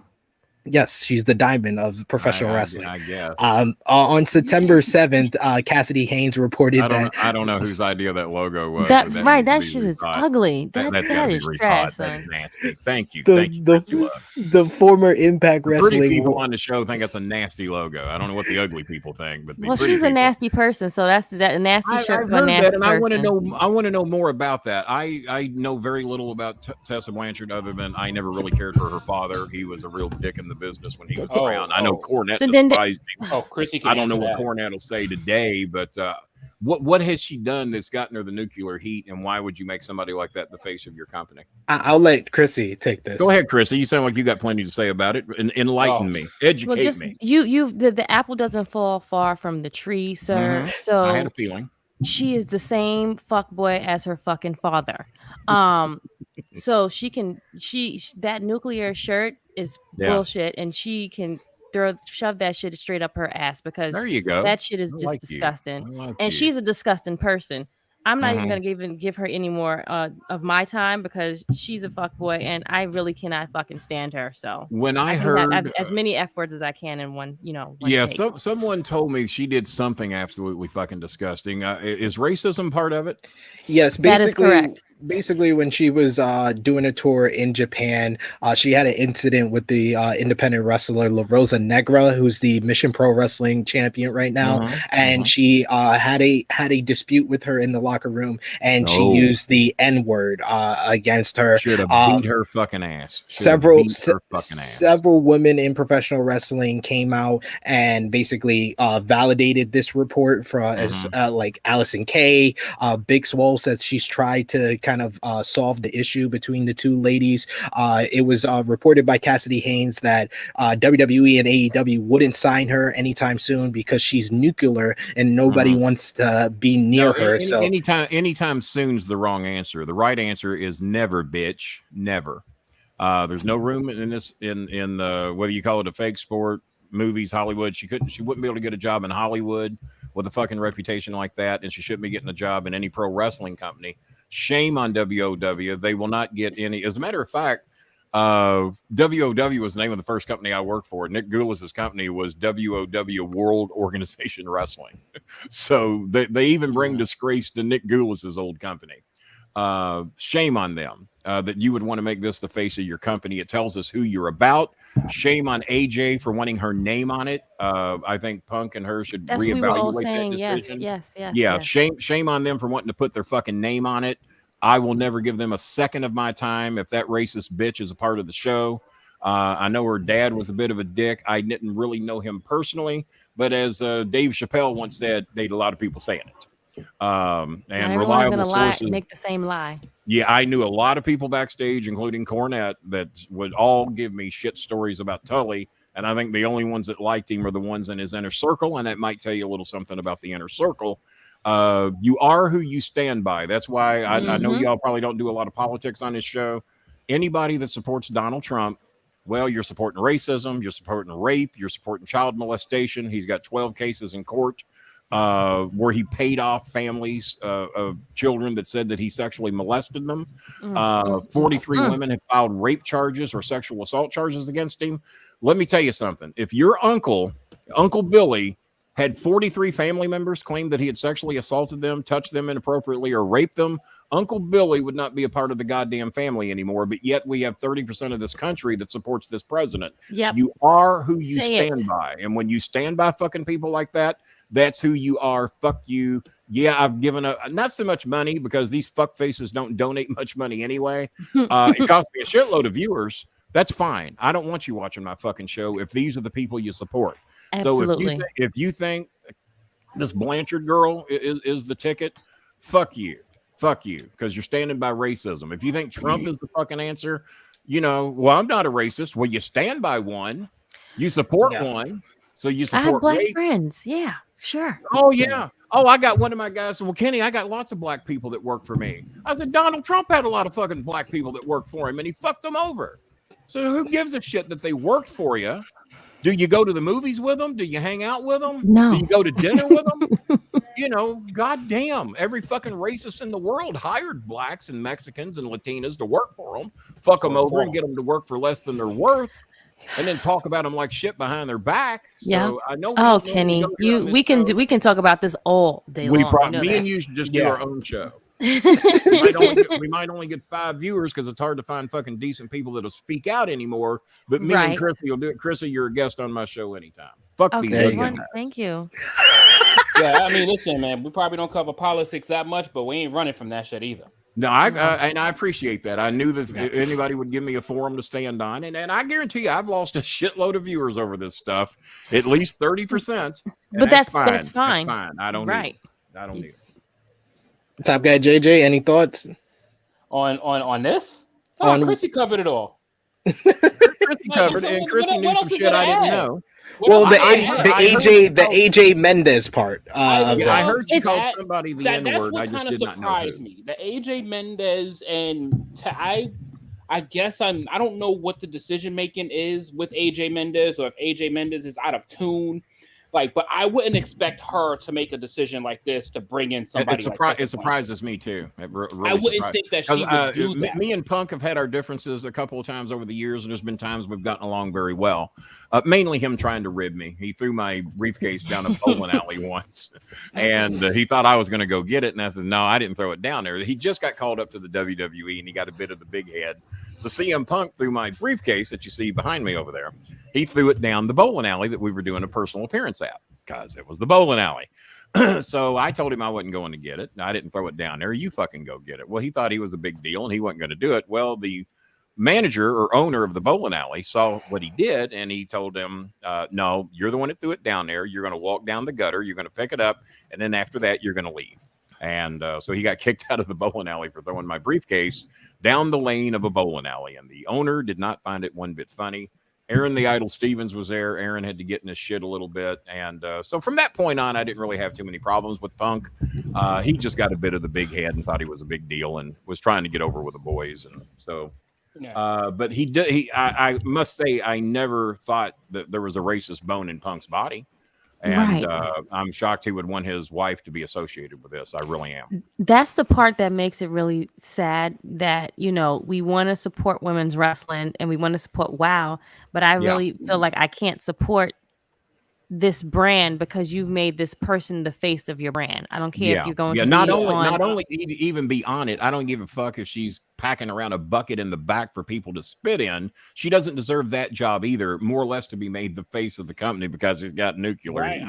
Well, if you're trying to appeal to the racist base, and trust me, there's a fair amount in pro wrestling. Right. They got their fair share. There's a lot of wrestlers that are pro-Trump supporters. And I call them out on this shit. Yeah. But no, she doesn't deserve to have a bucket in the back to be packing around for people to spit in, more or less to be the face of the company because she's got a little bit of controversy. You're taking a cheap way to try to get some ratings. It ain't going to work. This country will not support it. There's 70% of us that'll stand up against that shit. And I think as word about this shit gets out, I don't know any blacks, Latinas, Mexicans, or foreigners that are going to stand for this shit. And there's a lot of white people that won't stand up for it. I'll be one of them. So no, I won't. I'm not going to support it. Yeah. And that's kind of what I asked of. I don't know how in tune she is with the decision making and how much she knows about what Tessa has done or what she's become or who she is. Yeah. Because maybe not even what she's become. This is who she is. Yeah. It's who she is. It's who she is. You don't drop that word. I know Cornette was recorded saying it 16 times and he tried to say, well, it was the 90s. Okay, I was born in 1960. The day I put my feet on the floor in Lexington, Kentucky, it wasn't cool then. It's not cool now. When I was in first grade, now I never even saw my first black friend until I was in the fourth grade. His name was Victor Arnold. I don't know why, but he was the first black kid I ever met. It wasn't cool then. LaGrange in Oldham County was a very racist county. Blacks did not get treated good. I got over with the black folks because I fucking stood up for them at a young age. They were invited to my home. They come to my house for dinner. I would go play pinball with them, football, frisbee in the streets. And I got criticized for it a lot.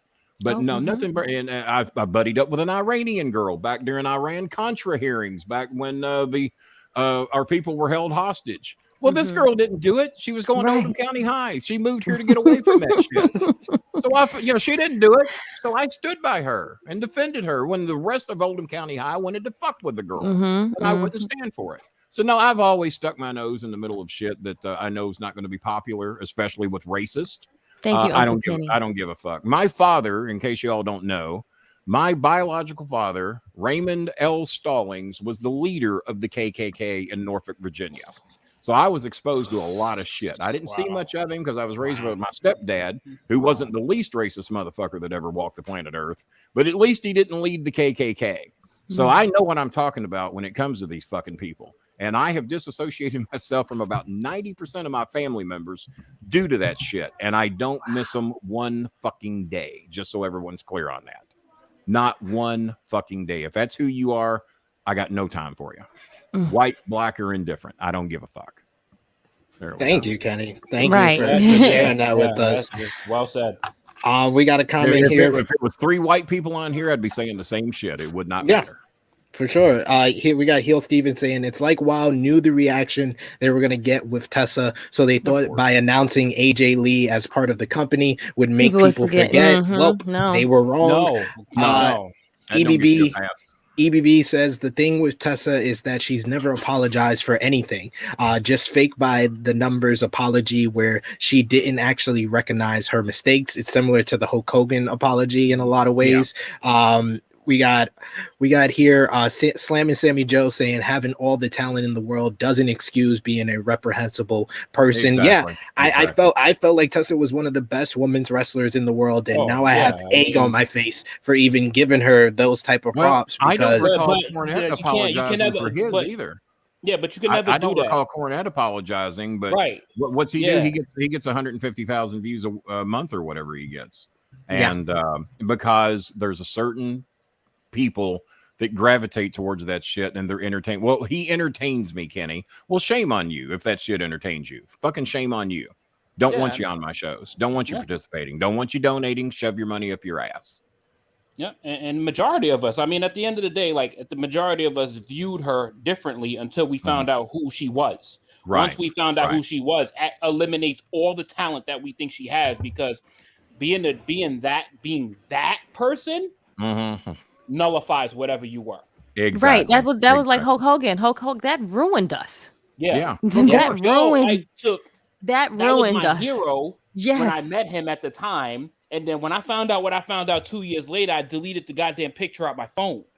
Like, to wait 30 years to meet somebody, and then to find out who he is, and it's like, And what did WWE do? What did WWE do when they thought the heat had calmed down? Come on back, Hulkster. Come on back. So does anybody remember what type of apology he did? I know Jimmy didn't do any apology whatsoever from what I heard. Hogan apologized for basically getting caught and tried to tell the roster, you should be careful because some people can be recording you at times you don't realize it. Yeah, okay. Well, there you go. Yeah, well, I can assure you that being raised by 4 predominantly racist families, my mother was just mentally fucked by her mother, because my mother had good instincts. My mother, she went to Lexington Henry Clay was pretty much an all white school back in the day. It's pretty much been an all black school, probably since the early 70s. But my mother used to sit by a black girl on the bus. And when her mother found out about it, she was chastised by her mother. I did not know my grandmother was a very bad racist, because I didn't hear the stories. But Mom told me that was why that she didn't associate with black people, because it brought shame to her mother.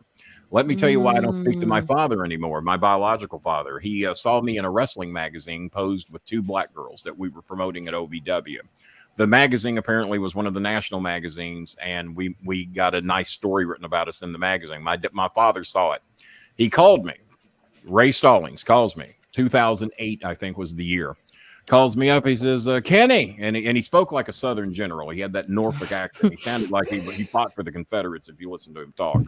And he calls me up and he says, Kenny, I see you in this wrestling magazine here with these girls. I said, yeah. I said, what about it? And he says, well, I'm just a little shocked you standing there with those 2 N-words. I said, well, Dad, we don't really call them that down here. I said, we don't really call them that down here. He said, well, what do you call them? I said, we call them girls. We call them girls, ladies. And I said, that's what we call them. Well, we don't call them that here. And you have brought great shame to the family with my son being seen pictured with these 2 girls. I said, well, Dad, and that'll be the last time I ever call you that. I said, let me make it very simple for you. Don't consider me a part of your family anymore. Don't call me anymore. I will never see you again. If that's who you still are, after the KKK got shut down in Norfolk, Virginia, and then you all formed the Freemasons, hire a black man to run the front door, so you got a pass and a cover. Fuck you. Never speak to me again. You haven't changed a bit. I've tried to give you a pass. I've tried to think you might learn, because I was raised among that shit. And trust me, I guarantee you the N-word came out of my mouth a few times when I was a kid, because that's all I ever fucking heard. I thought black people were bad. Black people would steal from you. They ruin your neighborhood. That's all the fucking shit I heard. And then as I got older, about age 11 or 12, and got to be friends with black people, I realized, hey, they're just like fucking us. The Iranians are just like us. The Mexicans are just like us. Why the fuck are we labeling people this way? So as I got older and got to speak my mind and stand up to people, that's when that shit changed. I'm not perfect. I was raised in that fucking shit.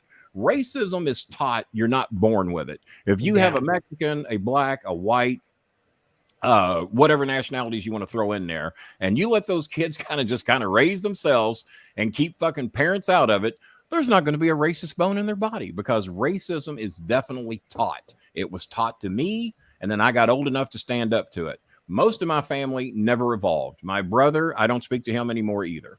Thank God my sister's not that way. My mother got better over time. My stepdad got better over time. As they got a little more education and got separated away from people being in your ear every day as to how horrible Mexicans, blacks, Latinas, or whatever's not white, if it ain't white. And that's kind of how Trump is. He wanted to open the doors to Norway, but fuck anybody from the shithole countries, Mexico, Canada, come on down. Mostly white people. Norway, Sweden, come on. Oh, you shithole countries, you people that have darker skin than me, you keep the fuck out of our country. And there's 30% of our population that feels that way, and it's fucking sad that we have not evolved anymore since my birth of 1960. We have barely evolved. Yeah. We barely evolved. When you factor in 62 years almost, Yeah. we barely evolved, and it's got to change. And it's going to change because the whites are getting ready to be the minority, and they're fucking terrified. They're fucking terrified, and that's why they're trying to rig these elections and all this shit, because they want the white man to stay in power. They think it's a slap in the face. It's a slap in the face when a black man tells me what to do. They can't fucking hack it. Kenny, I just want to take a second and really just thank you for being this open, vulnerable, and dead honest. Yeah. Because you don't get that many people that is willing and that has the balls to be able to do this. Yes. I want to follow that up with one specific comment, right? Sure. If there is a person or people that still supports Tessa Blanchard after the fucking shit that you know she says and does and is, go fuck yourself. There's not a place here for you, and go leave and go be about your business. I think we've all been canceled. We don't want nothing by to the do way. because apparently there's Tessa Blanchard fans out there. Oh yeah, and if you are a fan of hers, go fuck yourself. Yeah, because clearly you don't care about both sides of the spectrum. I don't care if I'm going to lose people. I don't care if I'm gonna if people's gonna go. You know, I'd rather people here that is honest and that is about themselves and is about us. And, if I gave a fuck about the money or the views, I would not take the stands I do. I remember when I was on Russo's network. All of them Trump supporters, all of them, I guess, Republicans. And when I came on the show, it was obvious I despise Trump. I despise racism. I despise people that beat women. And I got in, I call him V-Slow. I got in big V-Slow shit because I had 3 reports sent to me of where he beat up women. And I refused to be a part of any shows he was doing. Well, Russo said that he didn't know that he did that. I said, well, I can send you the goddamn mugshots if you want to see them. And he didn't want to see them. And that kind of upset me a little bit. But they all kept wanting me off the show because, well, Kenny's costing us half our ratings. Kenny is alienating the other side. He's alienating the Republicans and the Trump supporters. I said, no, if that were true, Stephen Colbert wouldn't have a job. Jimmy Kimmel wouldn't have a job. Jimmy Fallon wouldn't have a job. Okay. Bill Maher on HBO would not have a job. They have jobs because most of us agree with their views. 70% of us, maybe 75% even, agree with their views. And guess what happened? The first month I was on the show that they all wanted me off because they hated my views, their ratings went up 27%. That is a lot on the Russo network. 27% increase because somebody was standing up to their bullshit and it was real and it caught on. And how much higher it went after that, I don't know. But I finally had to leave the show because they were all fucking losing their goddamn mind that Kenny Bolin would dare say anything negative about a racist or Donald Trump. And I hear that there's a few of those people that have that reputation that are still on Russo's network. I don't know Russo to be that way. I do know he loves controversy. Maybe that's why he has these people on. But I'm not. If that's who you are, fuck you. Stay the hell away from me. And I've told people many times on combined social media, I guess I've got somewhere between 20 and 30,000 followers on everything.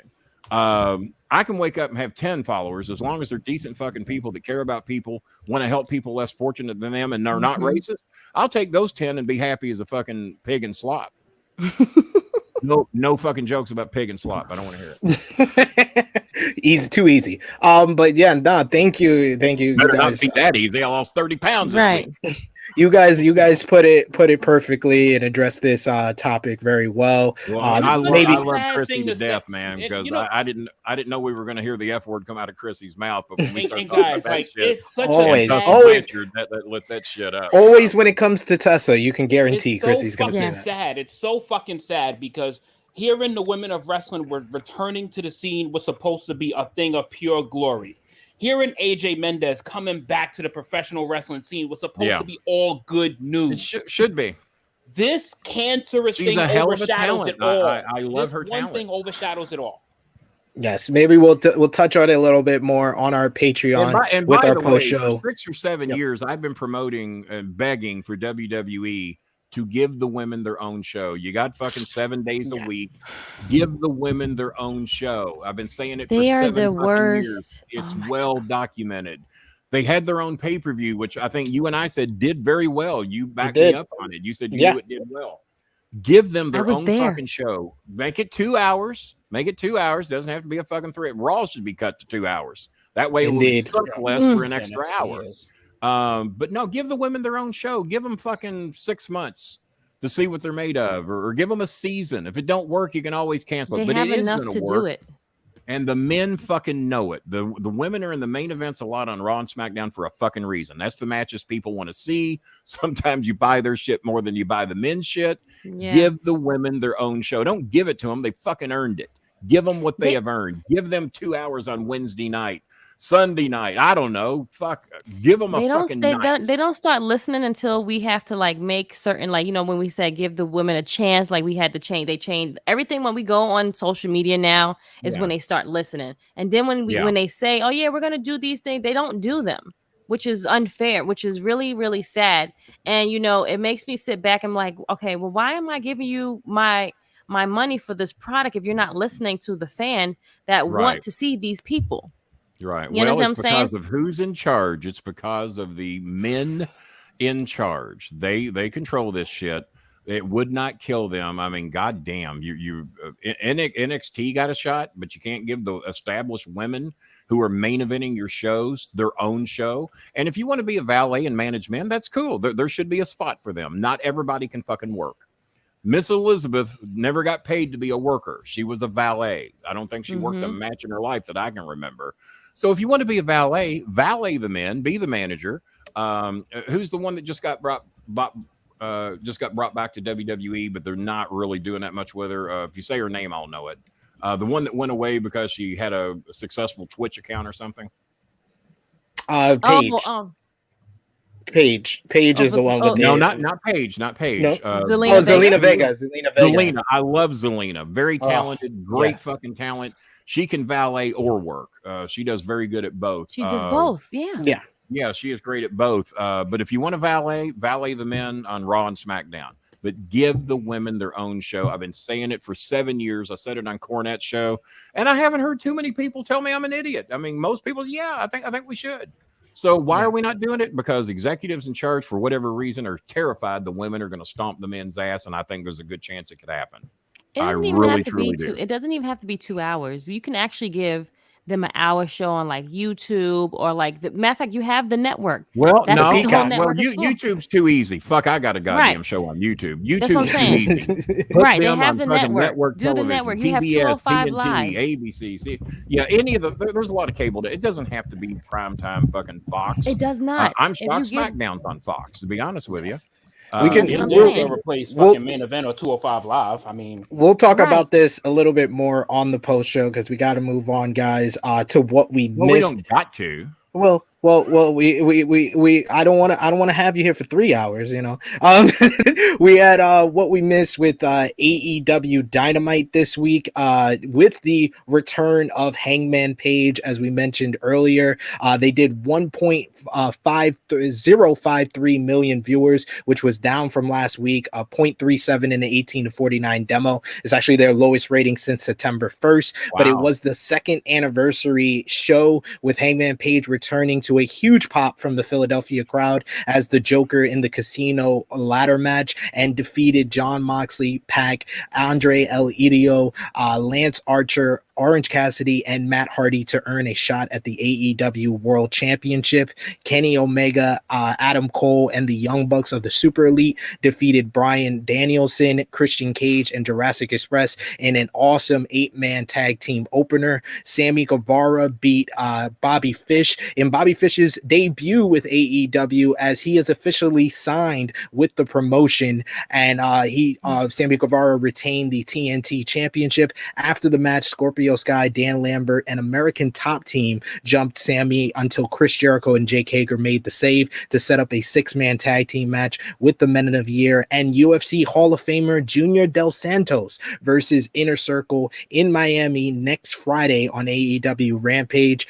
Serena Deeb defeated Hikaru Shida to prevent her from her 50th win. Serena Deeb, OVW star with me, and I remember I took her to a surprise meeting with Jim Cornette because we were trying to get her elevated on TV, and Jimmy wouldn't give her a meeting, so she did a personal appearance with me in Lexington, and I was supposed to go to Jimmy's house after, and I took Serena with me, and Jimmy did not like surprise visitors. But I walked in with her and he just looked at me like, what's she doing here? And I said, well, she's my date for today. So she's got some shit she wants to say. And I brought her in and she started getting some fucking television time. She got elevated. Sosei that we had on the show back then. Sosei did very good. But Serena Deeb has hung around for a while, man. And Jimmy wouldn't give her a shot forever. And I kind of made him give her a sit down interview in his living room. And, I knew, but I'm the one that could piss Jimmy off and get by with it. And I wanted him to meet her. I thought she had a talent, and I'm glad to hear she's still doing good, man. I'm tickled me to hear you say that name because she is one of the sweetest persons you'll ever meet and just a class act and a solid ass worker. And I'm glad to hear you mention her name. She had a really strong match with Hikaru Shida here. And we also saw Darby Allin beat Nick Camarado, but was attacked in the parking lot by the masked members of the Pinnacle. And Tony Khan announced the introduction of a secondary women's championship, the TBS championship, which will be a tournament to determine the first champion. I think Krssi Love needs to enter in that tournament. I think she'll win it. That's what I want. That's what I want to see. Me and Scooby will manager. That's what I want to see. You need to be in the TBS championship tournament. The TBS champion. You. But what's your thoughts on this? Or we go to that other network and get a shoot fight with Tessa. There you go. That's what the people want. That's what the people want, ladies and gentlemen. Krssi Love, what's your thoughts on the new title, and what was your thoughts on this week's Dynamite? I actually really like it. I was very intrigued to see that. I didn't know that was going to be for the women. So it's like, I guess our Intercontinental per se, they're not going for tag titles right away because they have a lot of women on their roster right now. And I guess they all can't go for the main title against Britt. So I'm actually very excited to see this. And as they move the crossover to TBS, I think this is a really good move for them. AEW is just trying to pull more people over. They're doing things in a different way, and I like it. I'm very intrigued to see who would win this. Did they say when they're gonna start the tournament though? No, they didn't. They just did the different promos with the different ladies from Jade Cargill, Thunder Rosa, Ruby Soho. So should be interesting who's gonna win that tournament. The first one, Looks like we have another donation from the East. There we go. We got Fala B with another super chat donation. He says, Kenny, since you're not familiar with Hangman, when he showed up, he got a Road Warrior pop. That's how over he is right now. I saw his intro. I saw his debut, and I didn't know anything about him other than my son really thinks a lot of him. And that's good enough for me. So he's a very excellent evaluator of talent. And if he says Hangman's the real deal. Now, when I look at Hangman, I don't see it. I don't see that that draw that sometimes visually you'll get. But there's a lot of guys that have made it big in the business that did not have that, and you got to work a lot harder to get it. So I'm anxious. I'll be checking out more of him. Absolutely. Kenny, which dog is that behind you now? In the window? Yeah, that's Scooby, and the one with the yellow bandana on back there licking himself. That's Tucow. Tucow is the son of Moo Cow. Moo Cow was named Misty, but she got so fat we named her Moo Cow. And when she lived to be 18 years old, she passed away on her 18th birthday. Aww. And Tucow just turned 7 years old on Jimmy Cornette's birthday. So we changed his birthday to September the 16th instead of the 17th, so he doesn't have to share a birthday with a racist. There you go. Okay. Yes. Yeah, And remember, guys watching, remember to the throw. dogs love the windows, by the way. Yes. I see that.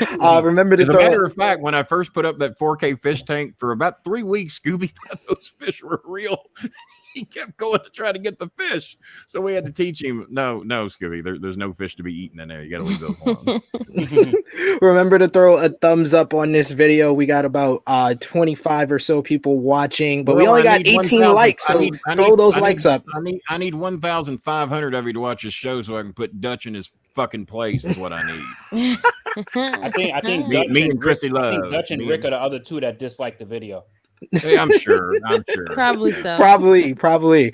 We got Bob Hazelwood saying Kenny is going to be the world's first Zoom-based wrestling manager. I came up with that the other day. Did you see my post on Twitter? I want to be the first. I told AEW to hire me. I want to be Zoom-based. I want somebody to push my monitor around. Let me give supervision in the ring. And then if I take a bump, you got to knock the monitor over. And then I come up and I got a headband on. I'm bleeding, Just I can do everything they can do. Just do it Zoom-based manager. We also got they Nick have Jackson. not offered me any money yet, by the way, and it's the greatest idea in the history of wrestling. I'm sure I like it. I dig it. We got Nick Jackson saying, I'm fine with the belt. Hopefully it'll get to be on the same level that the TNT title is. Still waiting for the trios Wait title. a minute. They have a TNT title too? The TNT championship is more like their Intercontinental Championship. I missed out on that. I mean, it's not a bad looking belt if you want to promote the network's logo on your belt. I mean, it's not bad. It is. Maybe the USA Network will have a title. Maybe Fox. Let's get all the networks a belt. Take a ring from AEW. It's the equivalent of the television title. That's just what it's supposed. I think, right? Yeah, pretty much, yeah.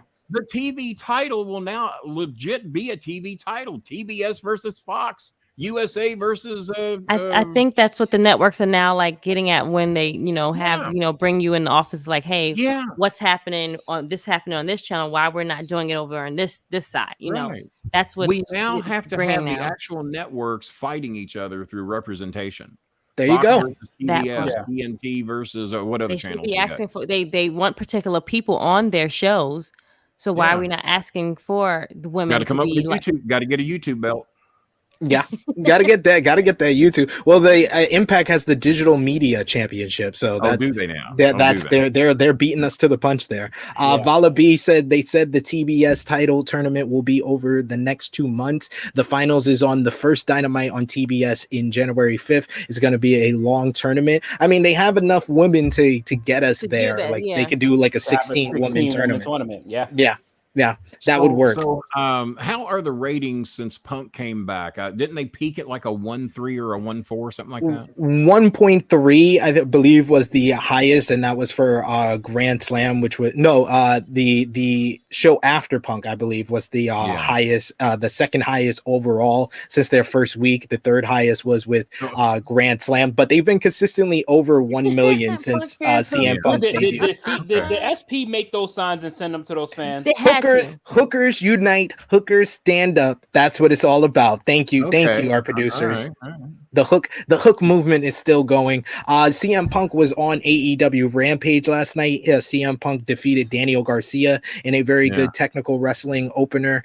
You also had Ricky Starks beat Brian Cage in a Philadelphia street fight to retain the FTW championship with the help of Powerhouse Hobbs and the difference maker, the one, the only Hook with the low blow, which cost Brian Cage that victory. The Lucha Brothers defeated the Acclaim to retain the AEW World Tag Team titles. Jade Cargill beat Sky Blue, with Thunder Rosa coming down after the match to make the save for Blue from a post-match beatdown. But wow, Jade looks amazing. She is a goddess, man. Yes, I mean, I know we're not supposed to talk about how pretty women are, but god damn, what a woman. You can. It's fine. Yeah, my God. Yeah. She's beautiful. Yeah, I just melt every time I see Jade that on this woman. show. I'll tell you that. Damn. And the girl in the background. I'm about to say, I talk about the men all the time. So I mean, throw that picture back up again, producer. Who's the girl in the background? That's Sky Blue. Even she's looking at her like that's a gorgeous girl right there. But look what's standing in the middle of the ring. It's like a goddess. It's like they brought her down from heaven and she just went into the ring. Oh, that's how it looks. Yeah. I don't Beautiful know how stuff. good her work and throw up the comment from Balaba there. Who's going to explain Hook to Kenny Bolin? Throw that one up. Which one? I saw it up there. Yes. Where my hookers at? He says, "Where my hookers at?" Further back, he said, who's going to? He knows me because he knows I don't know who the fuck that is. I'll explain it to you. Hook is the son of Taz. He is he's a pop icon. He's like James. He's like the James Dean. He's like the James Dean, Zach Morris. Morris, Sean Hunter, Leonardo DiCaprio of professional wrestling. He looks like Rufio from Hook. Yes. Rufio. You know what? I don't know who the fuck he is, and he's none of these things. He's not. You know what? Leo DiCaprio. Hey, I took him all off screen because it's time for me to talk about Hook. Hook was the difference maker. Hook with the low blow got the victory for Ricky Starks. Hook is making a difference in the world. He is making a difference in professional wrestling. It's Hookers stand up. We got the Hook Nation, the Hook gang is all in the chat. Follow B, slamming Sammy Joe. Hook stand up. Ladies and gentlemen, it's all about Hook. Where my hookers at? The Hook Nation. Hookers around the goddamn street corner making money is what they're doing. Nation. This is all about the Hook Nation. Hookers stand up, ladies and gentlemen. He's the next wrestler of the year. You should be banned from podcasting to say so. I am all about my Hook love. 3 minutes of our lives. I'm all about the Hook love. Does not fear Hook. I don't know who he fears. Oh my God. Oh my God, Taz's son, huh? Taz's son is now Jimmy Dean and Leo DiCaprio. Yes. He's all of that rolled into one. But Rampage wasn't the only. Never explain Hook Nation to me. I'm getting sick. Rampage wasn't the only show last night. We also had SmackDown. Is everybody's kid in the business now? I mean, my son was in for 5 years. I mean, is everybody's kid at the same fucking time? Pretty much. Yes, pretty much. A lot of people are just adopting kids and giving look at that. Look at that. We talk about Hook and we get a super chat donation from Nick Jackson. He says Hook Hygiene, future world champion. That's a low bar, yes. Right? Everyone show your love for Hook. We are starting the Hook Foundation. We're starting the Hook Foundation. Even saying the word Hook. So look at that. Brian Cage fears Hook. Everyone fears Hook. Kenny Omega. Cage and Hook should work in the same company together. Kenny Omega fears Hook. See, everyone fears Hook. Everyone fears Hook. But Rampage wasn't the only show last night. All of us hooked on Hook. Absolutely. SmackDown was on as well. Edge confronted Seth Rollins. Yeah, a 2-hour pre-show for Rampage. Edge confronted Seth Rollins following last week's home invasion. Yes. Made my eyes dizzy and attacked his rival. I would just ban chairs from ringside and keep this shit from happening. That's what I'd do. Maybe you should. Maybe suitcases. Suitcases a lot. If there's a chair around, they seem to break off a tiny little piece of it and choke people with it. I would just ban those. It's always dangerous. But then he challenged Seth Rollins to Hell in a Cell. Not to interrupt, but it's what I do. I think we should go 2 years with nobody getting thrown through the announcer's table. Can they do it? Can it even possibly happen? And nobody goes through a table. 2 fucking years. No one goes through a table. No one goes through an announce table. Because guess what? 2.5 years from now, when it happens again, might be a big deal. I saw somebody go through the announce table twice on one show recently. What the fuck? Why is this such a big deal? Why do we still pop for it? Why are we still popping for tables and fucking announce tables? Tables get louder chants than wrestlers now. They only disrespected the Spanish. That's racist. To disrespect the Spanish announce table, throwing people through their fucking table. Get the fucking 3 stupid white guys that don't know what the fuck they're saying. Throw somebody through their goddamn table. And well, now Edge has challenged. It's fucking stupid. It's got to stop. Like Hook Nation. Get rid of fucking Hook Nation. Oh, come on. Get rid of fucking throwing people through tables and quit taking little bitty pieces out of chairs and choking people with them every fucking week. The first time you did it, it was great. Every other fucking time has been stupid. Quit doing it. Come up with something else. See, we respect you. We respect you, Kenny, because usually Hook slander gets people kicked off the show, but we respect you and respect your opinion. Ultimate respect if you're not banning me for disrespecting the disrespected. Roman fears Hook. See, everybody's in on it. Come on with this shit, man. Edge confronted Seth and he challenged him to Hell in a Cell at Crown Jewel in 2 weeks. Paul Heyman expressed his loyalty to Roman Reigns with an excellent promo proclaiming that Roman will conquer the Conqueror Brock Lesnar. Finn Balor and Sami Zayn advance in the King of the Ring. Right now that Paul Heyman all but has oral sex with Roman on shows. I mean, it's yes, just he does. slobbering. It's just slobbering. I saw.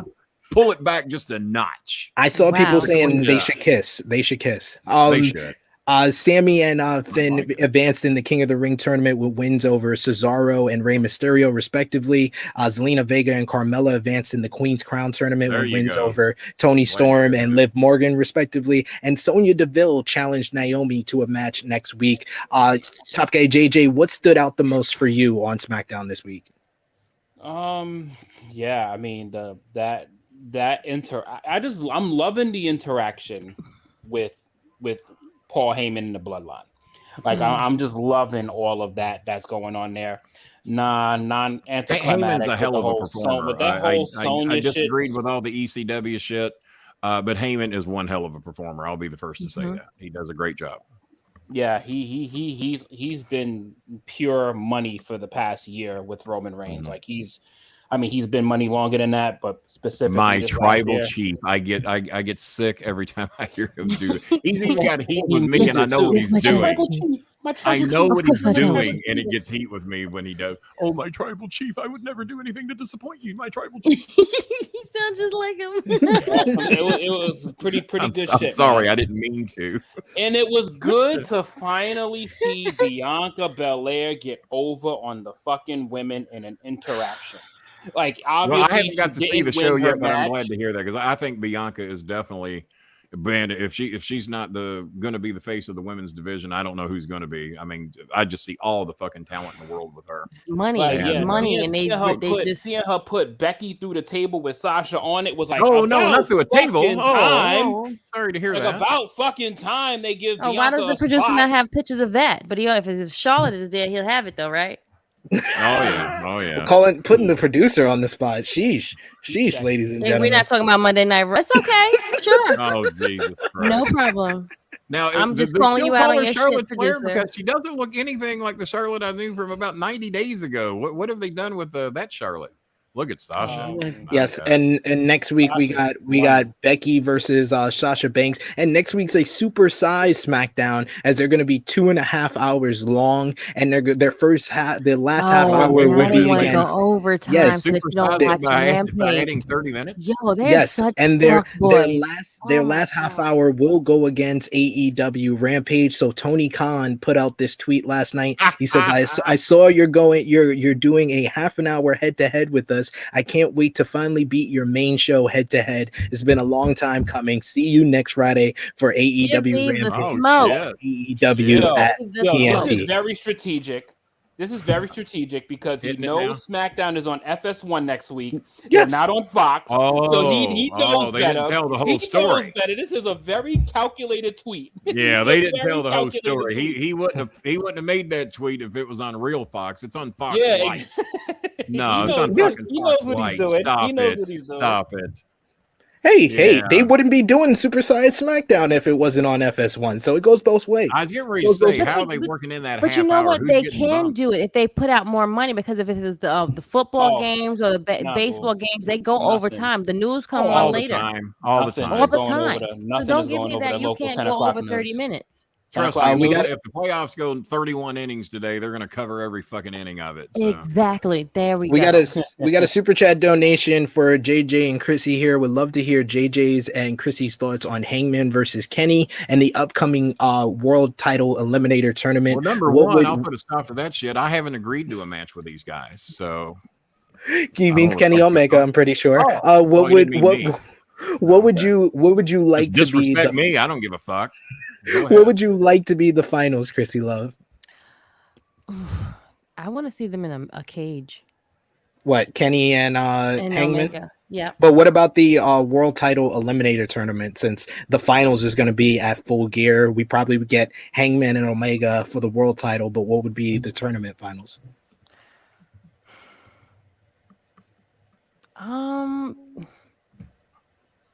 So it wouldn't be with these two. It's a different tournament. So what's the tournament for then? No. The world title match would be Hangman versus Omega, and the tournament would be for the number one contender. For who wins. Who wins? Yeah. Oh, so who would be the number one contender, basically? Yeah, who would you have? Who would be the two guys you would have in the finals of the tournament? I literally said that multiple times. Who would you like to be in the final? No, that's not what you're saying. It said it. It says it there. It says it on screen. I don't even know what y'all arguing about, but I take Krssy's side. Yeah, that's you can never go wrong. That's usually how it works. The lone woman on the show. That's usually how it works. Let's do Hangman and Daniel. Brian, whatever his name is. Just call him Daniel. Just call him Daniel. Brian Danielson and who? Brian Danielson and Hangman. No, Hangman's in the world title match. Who would you have? See, that's what I'm saying. I'm confused. What are you asking me? So the tournament. Go ahead, JJ. Please. So I mean, I 1000% agree. I would love to see Hangman and Kenny. I mean, they would crush it in a cage. Like they would crush it in a cage. That would probably be a good match. If this is a long tournament, like if this is a long tournament, say if this is like a 32-man tournament or something like that, because AEW has that much talent, this tournament could last 2 months. Okay. Put Bryan Danielson and CM Punk on opposite brackets. Okay. Have them meet in the finals. That's the way you get them to have that one match that we have been that we know we want to see in AEW that would be meaningful, but doesn't require a storyline. Got it. I would want Danielson versus Cole. You follow up from the last pay-per-view with the big debuts and you have them in the finals. I think it's too soon to do Punk versus Danielson. That could be the main event of like a stadium show and you can really build that up. I think it's too soon to do that one. But Danielson and Cole, I feel like that's the right match to do because it plays into the Adam Cole potentially going after Kenny Omega, going after his spot as the leader of the Elite and going after the world title. It plays into Danielson versus Omega and the time limit draw. So that's why I say you go that route. And Punk has said vehemently in interviews he doesn't want to go for the world title anytime soon. He wants to work with the younger guys on the roster. So that's good. If I see that one more time, I'm off the show. So my thing is, I guess when I'm giving my thoughts on it, I'm just wondering, how do you get Punk and Bryan in the ring with no storyline required because they don't need a story? They don't need something dragged down on AEW Dynamite or Rampage for weeks at a time. I want Danielson and Christian Cage. I like that. Punk and Bryan can main event a Dynamite or a pay-per-view. You don't give them a matchup which they're not going to draw. Yeah, it's not going to draw because you won't know the matchup until a week before. The show's already going to be sold out. People are already going to decide they want the pay-per-view or not way before we even know they're going to verse. So that's not the right, in my mind, that's not the right way business-wise to do it. They're going to have a finals the week before a pay-per-view. Like they're going to do the finals at the pay-per-view. We know that. They already announced that last night. But the finals are not going to be decided until the week or 2 weeks beforehand. So it doesn't make sense when it's not going to draw. Your show's already going to be sold out in Minnesota. Tickets are already going on sale. Tickets are already sold out on the potential of waste anything on a show that's already sold out. Exactly. That is booking 101, but yet promoters do it all the time. A lot of times you'll have a main event that will sell out, but yet they will still stack other expensive ass talents on the show, which is just fucking ridiculous. You've got your sellout, you got your main event. Lighten up on what you're spending on the rest of the card, and it kind of works that way in televised matches too. If you've got your sellout, don't give something away that you can sell later. It just doesn't make any goddamn sense. And WWE's as guilty of this as anything. They do it all the goddamn time. Used to never happen back in the old days. If you wanted that match, you was going to pay to go see it in your town.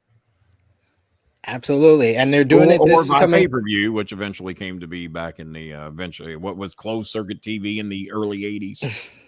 And they're hot-shotting it again. A tag team matchup on Raw this week with Bianca and Sasha versus Becky and Charlotte. But I feel like that's when Raw is at its best, when they hot-shot these big matches. So it's probably going to be a good show. This week on Raw, they had the ending of the WWE Draft. Becky Lynch was the #1 overall pick for Raw, while the Usos, of course, the Usos were the top pick for SmackDown. The Big Moose saw. Sorry, sidebar. Why didn't we get someone? Whoever's getting Becky her coats it's amazing. Why didn't they do it for her boyfriend or fiance? Because his jacket was trash. She's coming out with these beautiful, flawless jackets, and she did Seth win the was coming out with contest, trash ass jackets. They went to the same alleyway or warehouse, but Becky got the good box and Seth got him out of an alley. got him out of an alleyway. Not the Bolin. We're not taking credit for that. No, we don't want that. Different alley. The big move saw Seth Rollins, Finn Balor, Kevin Owens, and Street Profits go to Raw, while Shayna Baszler, Viking Raiders, Ricochet, and Sheamus to SmackDown. Throw Jason Campbell up. Jason Campbell makes a good point. He says, "I believe Michael Jason Campbell some love." Wow, yeah, a little bit, not much, just a little bit. I believe everything Kenny is saying. I'm just sick of ladder matches all the time. Whatever happened to every once in a while? Well, even when we did OVW television in Indiana, we could bleed on every match back then. But you know how often we did it? About once every 90 days. That way, when somebody bled, it was a big deal. You got all these goddamn promoters just because they can bleed on every match, on every show, on every card. They do. And then it don't mean shit. Well, now you got to cut somebody's fucking head off. Oh, there you go. Your fish tank turned into something else for a moment there. I saw that. Turned into a TV real quick. Olympic gold medalist Gable Stevenson was drafted as the final pick for Raw. Fish tank is very talented, by the way. It is. I see that. What did you think of the WWE draft this year, Kenny? God. Well, whether Asuka's injured or not, if she's going to remain with the company, I think we might have been all right to have the fucking kid drafted. Call her kid because I'm 20 years older than she is. But we have the same furniture. Have I ever told you that? She has exactly the same furniture I have, only reverse color scheme. And we've tweeted back and forth about that a few times. I love Asuka to death. I think she's the most entertaining on the microphone when she's doing color commentary. I love her matches. I used to love Krssi. I know a lot of people say, well, Kenny's got an Asian thing. Okay, I do. But they're very good wrestlers as well. Shinsuke Nakamura, just love him to death, especially the old AEW Shinsuke Nakamura with the 9-minute entrance and everybody in white coats and white fiddles, or what Dutch says they don't call them fiddles anymore. They're violins, whatever the hell they call them. He was so much better back then, or a better production of what he was. His psychology, Asuka has got that, or Asuka. If I'm doing speech to text, if I say Asuka, it writes Oscar. But if I say Asuka, it spells her name perfectly. So apparently it's Asuka. Asuka indeed. The news. As a matter of fact, if I tilt my camera up, let me show you something. Yeah, we'll zoom in on you. Let's see you do that. Okay, there we go. Look at that. The artist of that on Twitter, Bob Hazelwood, saw that I really liked that picture and put it over, and he bought that for me, and it's signed by the artist and everything. A girl on Twitter wrote that, and I'm very proud of that. Matter of fact, you might just barely see my head, but we'll do it that way. There we go. The Bolin Club picture back there too. Yeah, the Bolin Alley logo's back there, Bolin Club, and my mother is off to the left, but off camera because she's not as pretty as Asuka. Hi, Mom. So, yeah, sorry, Mom.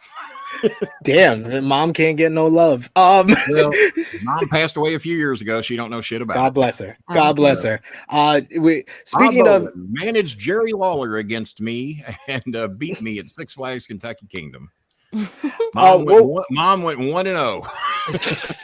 Krssi Love, I know you had your faults with the WWE draft this year, but what would you say overall, since we know both nights' results, was the biggest draft pick for either side? Repeat that. What was the biggest move? What do you think was the biggest move? God. Tell me what I was asking Krssi. Yeah. I don't think I per se didn't care for the draft, so that question can't really pertain to me because I really I kind of already knew. Once we seen Friday, we knew what was going to happen on Monday. Yeah, that was kind of that's true. Kind of the so Raw got screwed on that deal, didn't they? No, I feel like SmackDown got fleeced because you got Seth Rollins, you got Becky Lynch, you got Finn Balor, Kevin Owens, Street Profits going over the Raw, and all they got back in return was Shayna Baszler, Viking Raiders, Charlotte Flair, Ricochet, Sheamus in return. Like Ricochet, who hasn't worked in like a month and a half. Like, what's your all's opinions on this Viking team? I mean, I was hold it. Everybody said enough. I was a fan of the Viking Raiders. We're all in agreement. I was a fan of them in NXT and Ring War of Honor. Yeah, War Machine was great, War but Machine, Viking Raiders, they've totally made me not a fan. Yeah. What about you, Top Guy JJ? What do you think was the either or going to either side? What did you think was the biggest move? Because they were not getting the ratings, Raw, so they Raw landslided SmackDown on this draft. I mean that was. And why would that be? Because hasn't SmackDown been kicking Raw's ass for quite some time? I think that's the point. Unfortunately, also, SmackDown doesn't need as big of a roster. SmackDown can run with 20 to 25 people, and Roman Reigns can have 30 minutes of the show, and the show is still going to be fine. I think Roman did what I do here. I think that's where they're going. But for Fox to ask for Charlotte is kind of like, So Charlotte you didn't believe is the in main the other event girls? woman. I think Roman did what I did here. He imposed executive privilege and said, if you fuckers send me to Raw, I quit. I think that's what he did. That's why they made that clear right off the bat. Roman ain't going anywhere, and neither. The biggest move to Raw is Bianca Belair being drafted to Raw.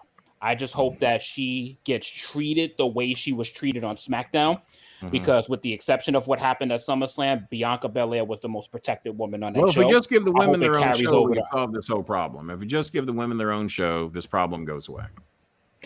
Well, SmackDown got fleeced to say the least. I totally agree with you. All right, now with you guys there. Here, will it change the ratings? Was there enough going over to Raw that it's going to change the ratings?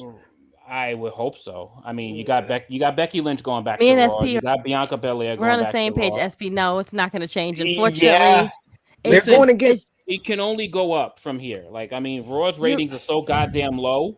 They're going against the NFL. Tell me, because I haven't seen the numbers. What are Raw's ratings on an average over the last 30 days, and what are SmackDown? They're averaging about 1.8 to 1.7 to 1.8. You can only go up from there. Like, you can't go much down. You can't go much lower. Back when I was sending talent up to the WWE, we were getting 7, 8s, and 9s, and so when I hear these numbers, I didn't even think it was possible for them to drop that low. And a good point here. They're still wrestling fans. Yeah. There's Kenny. There's more to watch now. Not really. I mean, we still got the same 500 bullshit channels we've always had. Now we have 1,000 bullshit channels. A good point. A good point here from Slam and Sammy Joe saying, don't forget to talk about the women's tag team division. Krssi Love, what do you think about all the women's tag teams being destroyed, and now only Rhea Ripley and Nikki ASH are the only women's tag team in existence? SP, I've been saying this from the beginning. You know what? Make it make sense. Why are we putting these girls together then to make them hate each other afterwards? Like Shayna Baszler now attacks Nia Jax, so now they're gonna have a feud with each other. It don't make sense. So now we're gonna have Rhea and Nikki ASH or whatever. They're now the new tag. They're gonna be feuding with each other afterwards. Like make both of these two credible girls go like be buried again. Like it's just don't make no sense. Put girls that do not have much TV time in the tag division so that they can get the shine that they should deserve when you're going to have the other girls feud for the other titles. It just whoever is doing the booking needs to do the booking the right way. Whoever is sitting at the round table, guys, let's put our heads together. Let's listen to the people that are online because maybe they know what they're talking about a little bit. We've been watching this for a very, very, very long time, and we kind of know who these people are, who can be good and get together. We want to see certain things, and you guys just be like, no, let me just take off Natalya and Tamina, who've been with the company forever. We finally make them champion. 115 years. I helped develop them in Ohio Valley. It's been 115 years. We put them together. We put them over. Finally get the Tamina never got I take that back. Belt. I never had Tamina. We had Natalya, Neidhart, Beth Phoenix, and Mickey James, Maurice, who married The Miz. I don't know why, but I don't think she knew I was available. I think that whole thing would have took another turn had she known that I was single and eligible at that time. I'm sorry, Kenny. Yeah, oh shit, I'm 10 times the man The Miz is. Come on, let's not argue that point. Sheesh. All right. You disagree? No. I mean, I have no opinion. Trust me, The Miz cannot whip me. The Miz shot his shot first, even at age 62. The Miz shot. Yeah, you should have shot your shot, Kenny. I should have. Well, the women's movement and all. I just got to lay back. And Stop bitching up, yo. I just thought she would pick me. I guess she got desperate and took the Miz. I don't know. It's only fair. It's only fair. I'm just totally hurt by the whole thing. I don't even like to talk about it. I'd pick you if I wasn't taken. It's okay. There you go. Whose ass do I need to whip? See, you started that. Wow! You gave him the alley oop there. You threw the ball up there. What do you want me to do with it? I mean, what did you want him to do? Just sit here like a knot on a log. I mean, goddamn. We should also bring up this week. How long have you been with your man, Krssi Love? We've been married 12 years now. Well, you're bound to be sick of his ass by now anyway. So let's just move on and get a fresh start. Ladies and gentlemen, this is more than 4 years with me. So trust me, it's time to go. Okay. This is officially the off the rails episode of True Hill Heat for sure. Also this week you had MLW Fightland. They made their debut on Vice TV. Yes, I saw that. Yeah, Alexander Hamilton. What aired on Vice TV, and how do you see that? Major League Wrestling. It came on after Dark Side of the Ring this week. They have Alexander Hamilton. More wrestling on television. I'm good for them. I'm all for it. Alexander Hammerstone defeated Jacob Fatu to end his 2-year reign as MLW heavyweight champion and unify the heavyweight and national. Where is this based at? Wow, look at his body.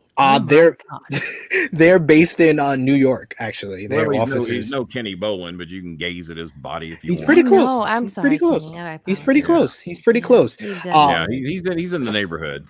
Yeah. Also, you had Impact Wrestling. Christian Cage and Josh Alexander defeated Ace Austin and Madman Fulton in the main event. On NXT 2.0, MSK defeated Briggs and Jensen and Carmelo Hayes. Have headgear. Well, he's an amateur. He's a former amateur wrestler. He's kind of like Rick Steiner. He's now in pro wrestling. That shit went away when he made it to the pros. I would pay him like an amateur. So he pays homage to the Steiners with that headpiece, huh? Yeah, like that's a Rick Steiner shout out.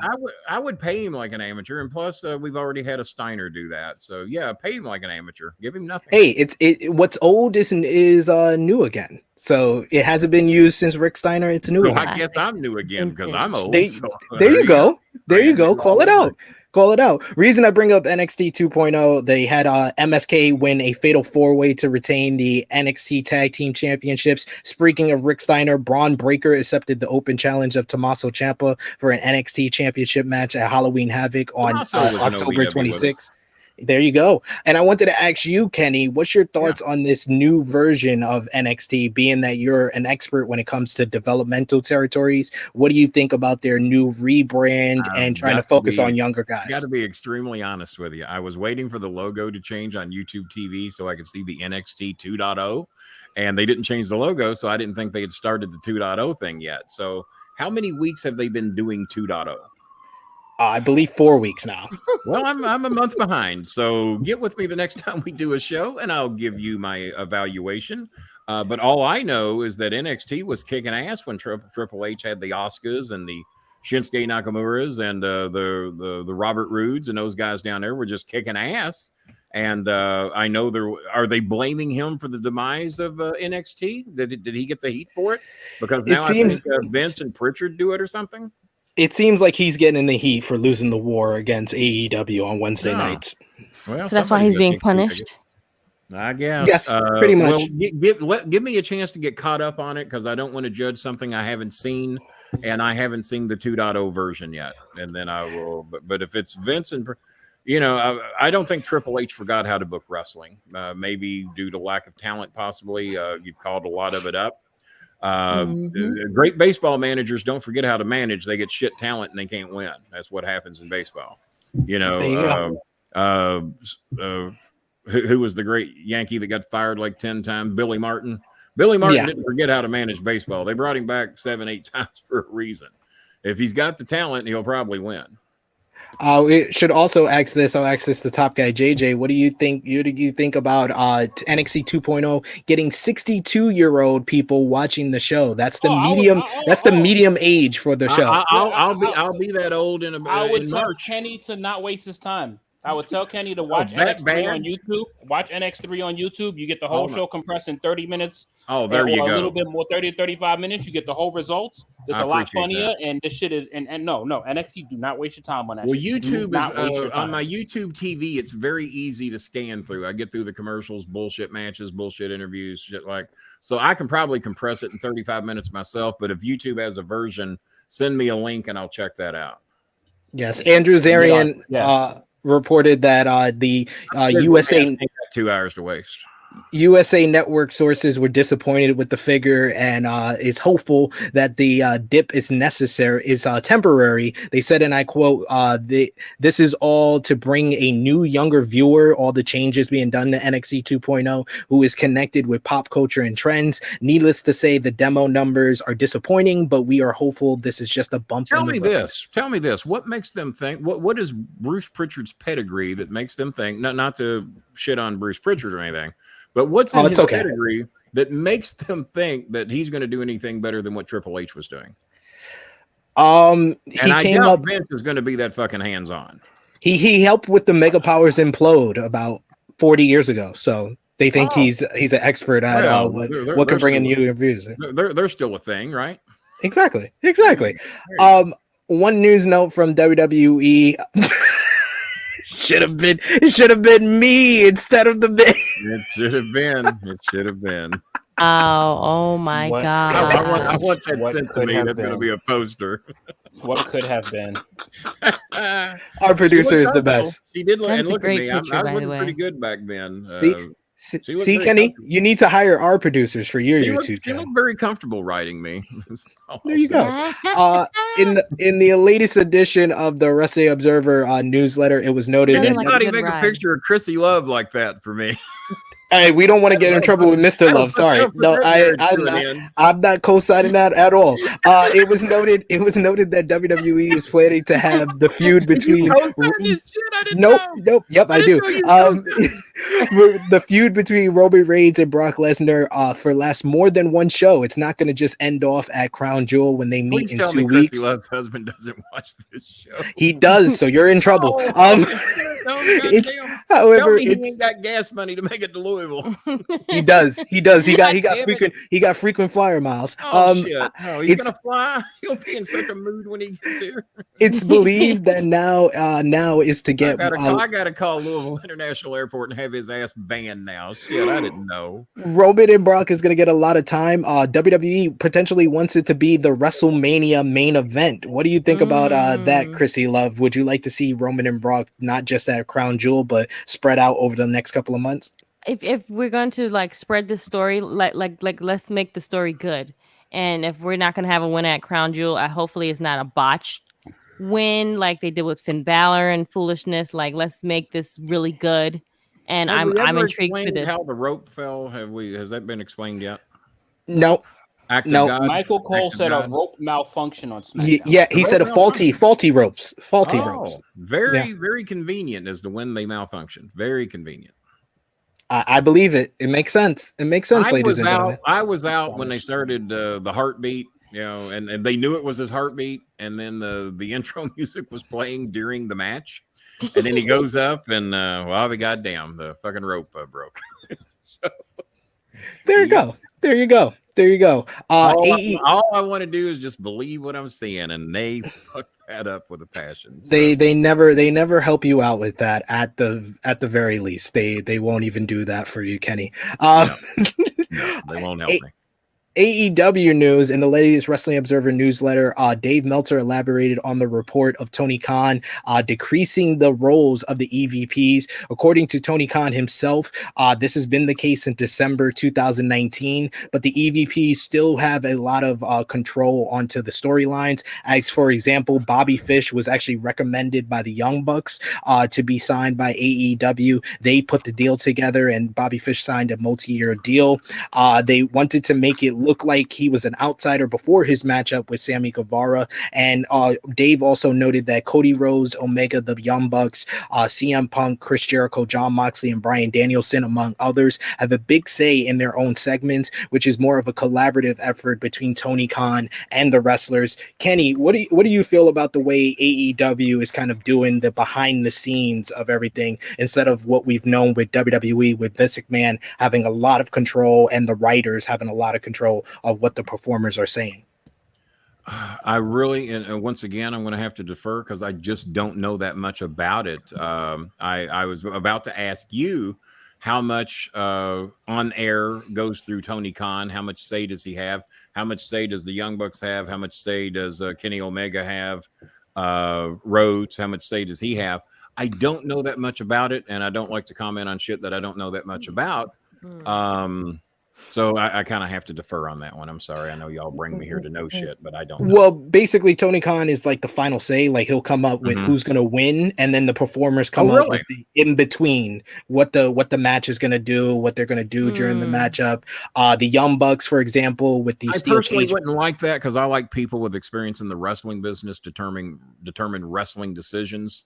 Not that his ideas may not be good, but I think somebody who has 20 years of wrestling experience, wrestling television experience, should be deciding wins, losses, and why, and how we get from one point to the next. I don't think somebody with absolutely no experience should be calling that just because he owns the company.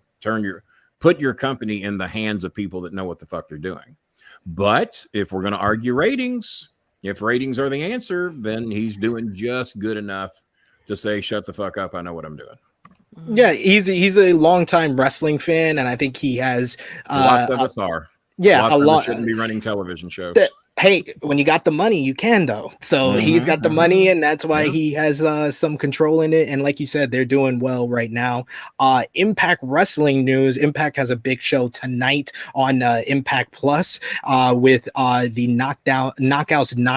They're gonna do an all women's pay-per-view. So that's kind of the theme of this episode. Yeah. We're gonna have Daphne's Memorial. 7 years later, they listened to me, so there we go. But they're gonna be honoring one of your friends, Kenny, Daphne. They're gonna do a Daphne's Memorial Monsters Ball.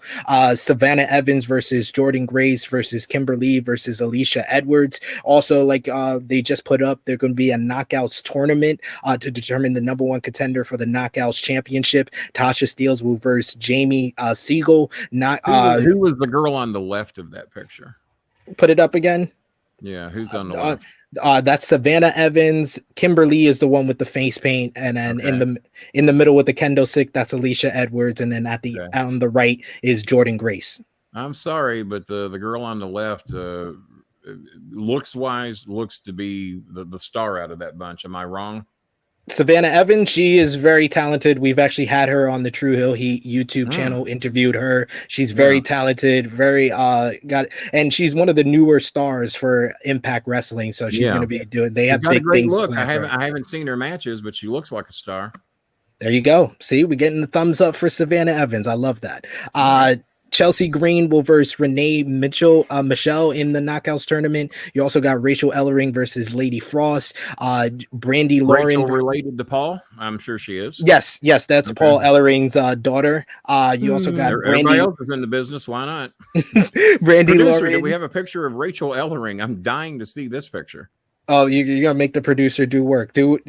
I'll kill time for you. You also got Brandy Lauren versus Mercedes Martinez. There's Mercedes Martinez. I befriended around 2001 or 2002 when I did a tour up Northeast for Wolfie Sanderson. And I said back then, Mercedes Martinez was one of the most talented females in wrestling at that time. And I'm amazed it's taken her this long to start getting some level of national recognition. She was amazing in 2001, 2002. And we had some long talks. I told her if I'd have had my way, she'd have been on OVW TV the next day. She was that good even fucking 20 years ago. And I'm glad she's getting some work after getting let go by WWE. So I'm glad she's going to be on the show. WWE doesn't know what the fuck they're doing because she should have been there 20 years ago. And I agree. There's Rachel Ellering for you, Kenny. All right. Well, Paul's wife was cheating on him, is all I can tell you. Got another scoop for you, ladies and gentlemen. Krssi, what's with the look? Krssi, you don't think Paul Ellering fathered that, do you? Come on. I mean, come on, Paul. Right. Just admit it. No, Paul had nothing to do with that. Oh, Jesus Christ. There you go. That's what we got for you, ladies and gentlemen. Actually, I was around Paul Ellering a million times, but I don't think I ever got to have a conversation with him. Because the Midnight was feuding with the Road Warriors, and when he was in Memphis, Lawler was going against him. So, and the rules were so strict back then, you didn't hang out with the fucking opponent. So I never, ever got to have a sit down with Paul. Paul, I'm just fucking around. I'm just playing. Surely your wife didn't cheat on you to have that lovely young lady. Surely not. Yeah, I hope Paul Ellering doesn't get upset with us. We want him on the show as well. I never got to meet Paul. That would have been fun. And they said, Cornette told me that Paul was actually the real legit manager of the Road Warriors. Yeah, he took care of all their shit. Yeah. Well, thank y'all for confirming what Cornette told me. Back in 1984. Hey, we learned that in Dark Side of the Ring. Yes, the Road Warrior episode. Forgetting that all the information that we need is on the Dark Side of the Ring. I keep forgetting that. That's what they're here for. You don't even have to watch the show. You can just watch our reviews. You know, we do it every week. I don't even need to watch it now, which I had not been doing until the flight. And the only thing I learned on the flight was the stewardess perspective, because I'd already heard all that shit long before it aired on air, and everything pretty much stacked up. I didn't know that one of them. Everyone's not going to tell the same lie. Do you believe Doyle from the Plane Ride from Hell episode, Kenny? Which one was Doyle? That was the stewardess. Absolutely, 100%. I believe every fucking thing she said. Thank you. And I have reasons to believe her.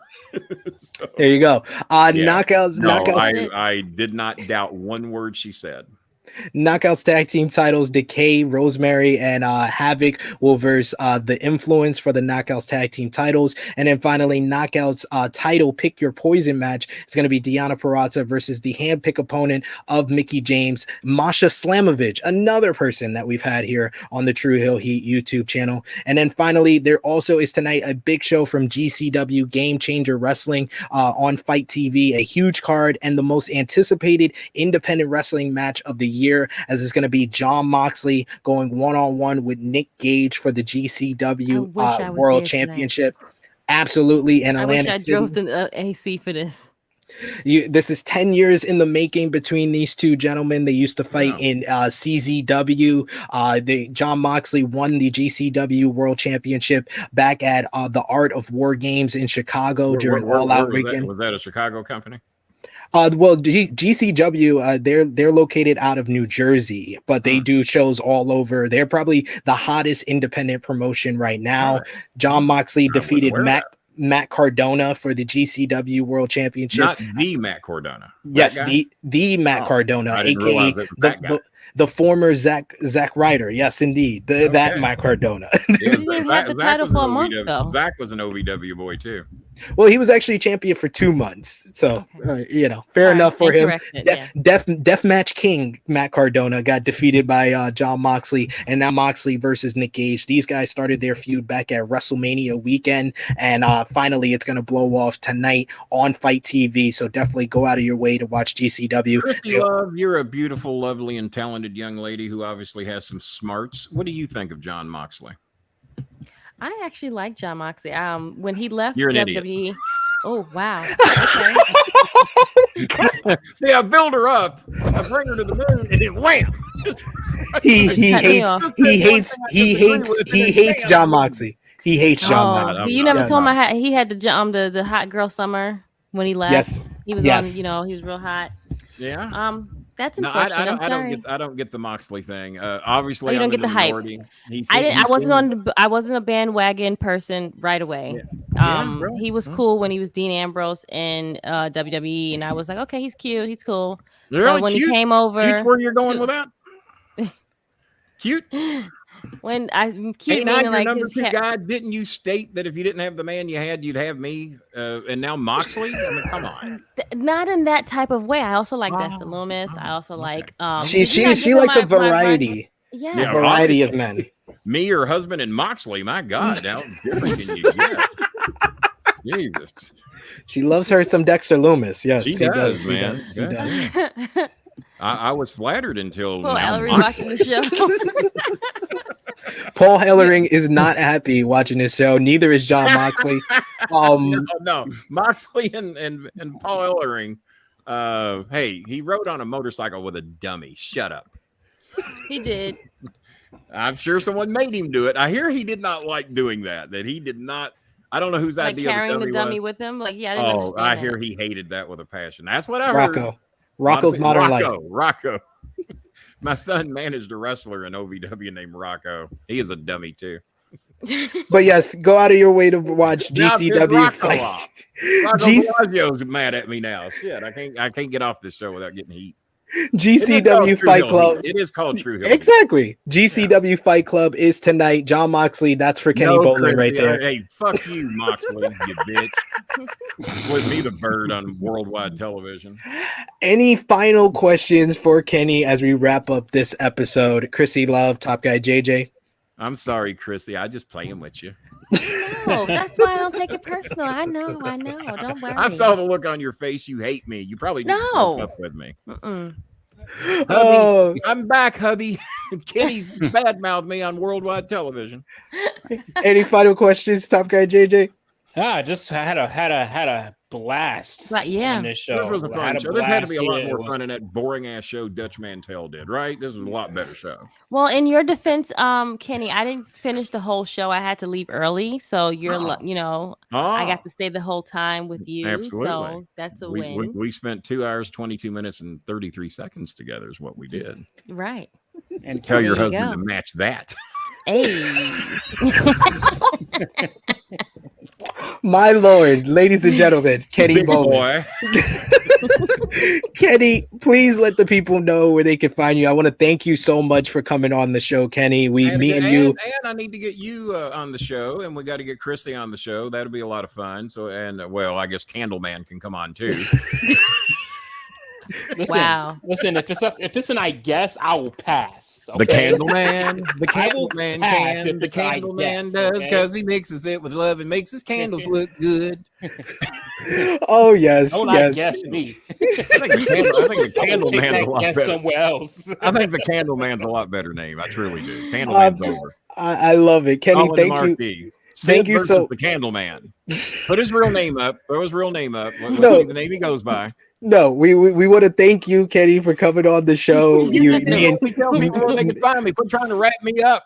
What the fuck? me and you, we have a good time on Sports Keto Wrestling. They can check us You can out on the find me pay-per-view on Twitter, preview. being as you're trying to wrap me up at Starmaker Bolin on Twitter, / Starmaker Bolin on Facebook, Starmaker Bolin on Instagram, and the greatest podcast in the world. I don't give a fuck what anybody says.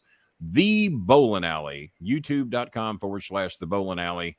And I'll be back doing live shows probably Tuesday night, 9:05 p.m. I said good day.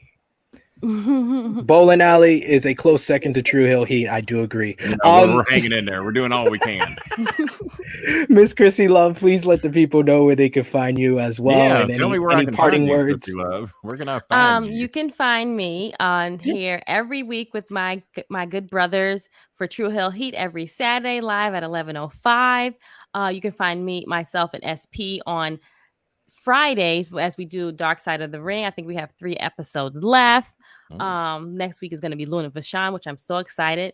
You can watch us on Patreon. We did the Escape the Undertaker episode, which was really fun with you guys. The movie, but we had fun together watching it. Other than that, you can find me on IG, Twitter, and on Facebook. It's Krssi Love 1 or Krssi Love _. Thank you. Thank you, Krssi. By You the dealt with a way, lot by on the this way, episode. It was great to hear. Luna Vachon was a friend of mine, and I helped her get hired by WWE. Next time I'm Are on you the in show, the I'll tell episode? that story. Yeah, I helped her get her job in WWE. It was a roundabout story. It came down to her and Sherry Martel. And also, I was very good friends with Gangrel. He used to hang out with us when he was down in OVW and was a class act. I love Gangrel and Luna both very much. I didn't get to deal with her a lot, but she asked me to help her try to get hired by WWE through Cornette, and it worked. So we'll tell that story the next time you guys have me on. Great. And DJ Eric saying we need more Miss Krssi Love. She is the real star of True Hill Heat. Oh, You we're will going to not get more of her. I'm going to have her on every week and bump those clowns I have on my shows. What I'm going to do. You got another job, let me Krssi. know. Get Hey, rid I'm of ready. those losers.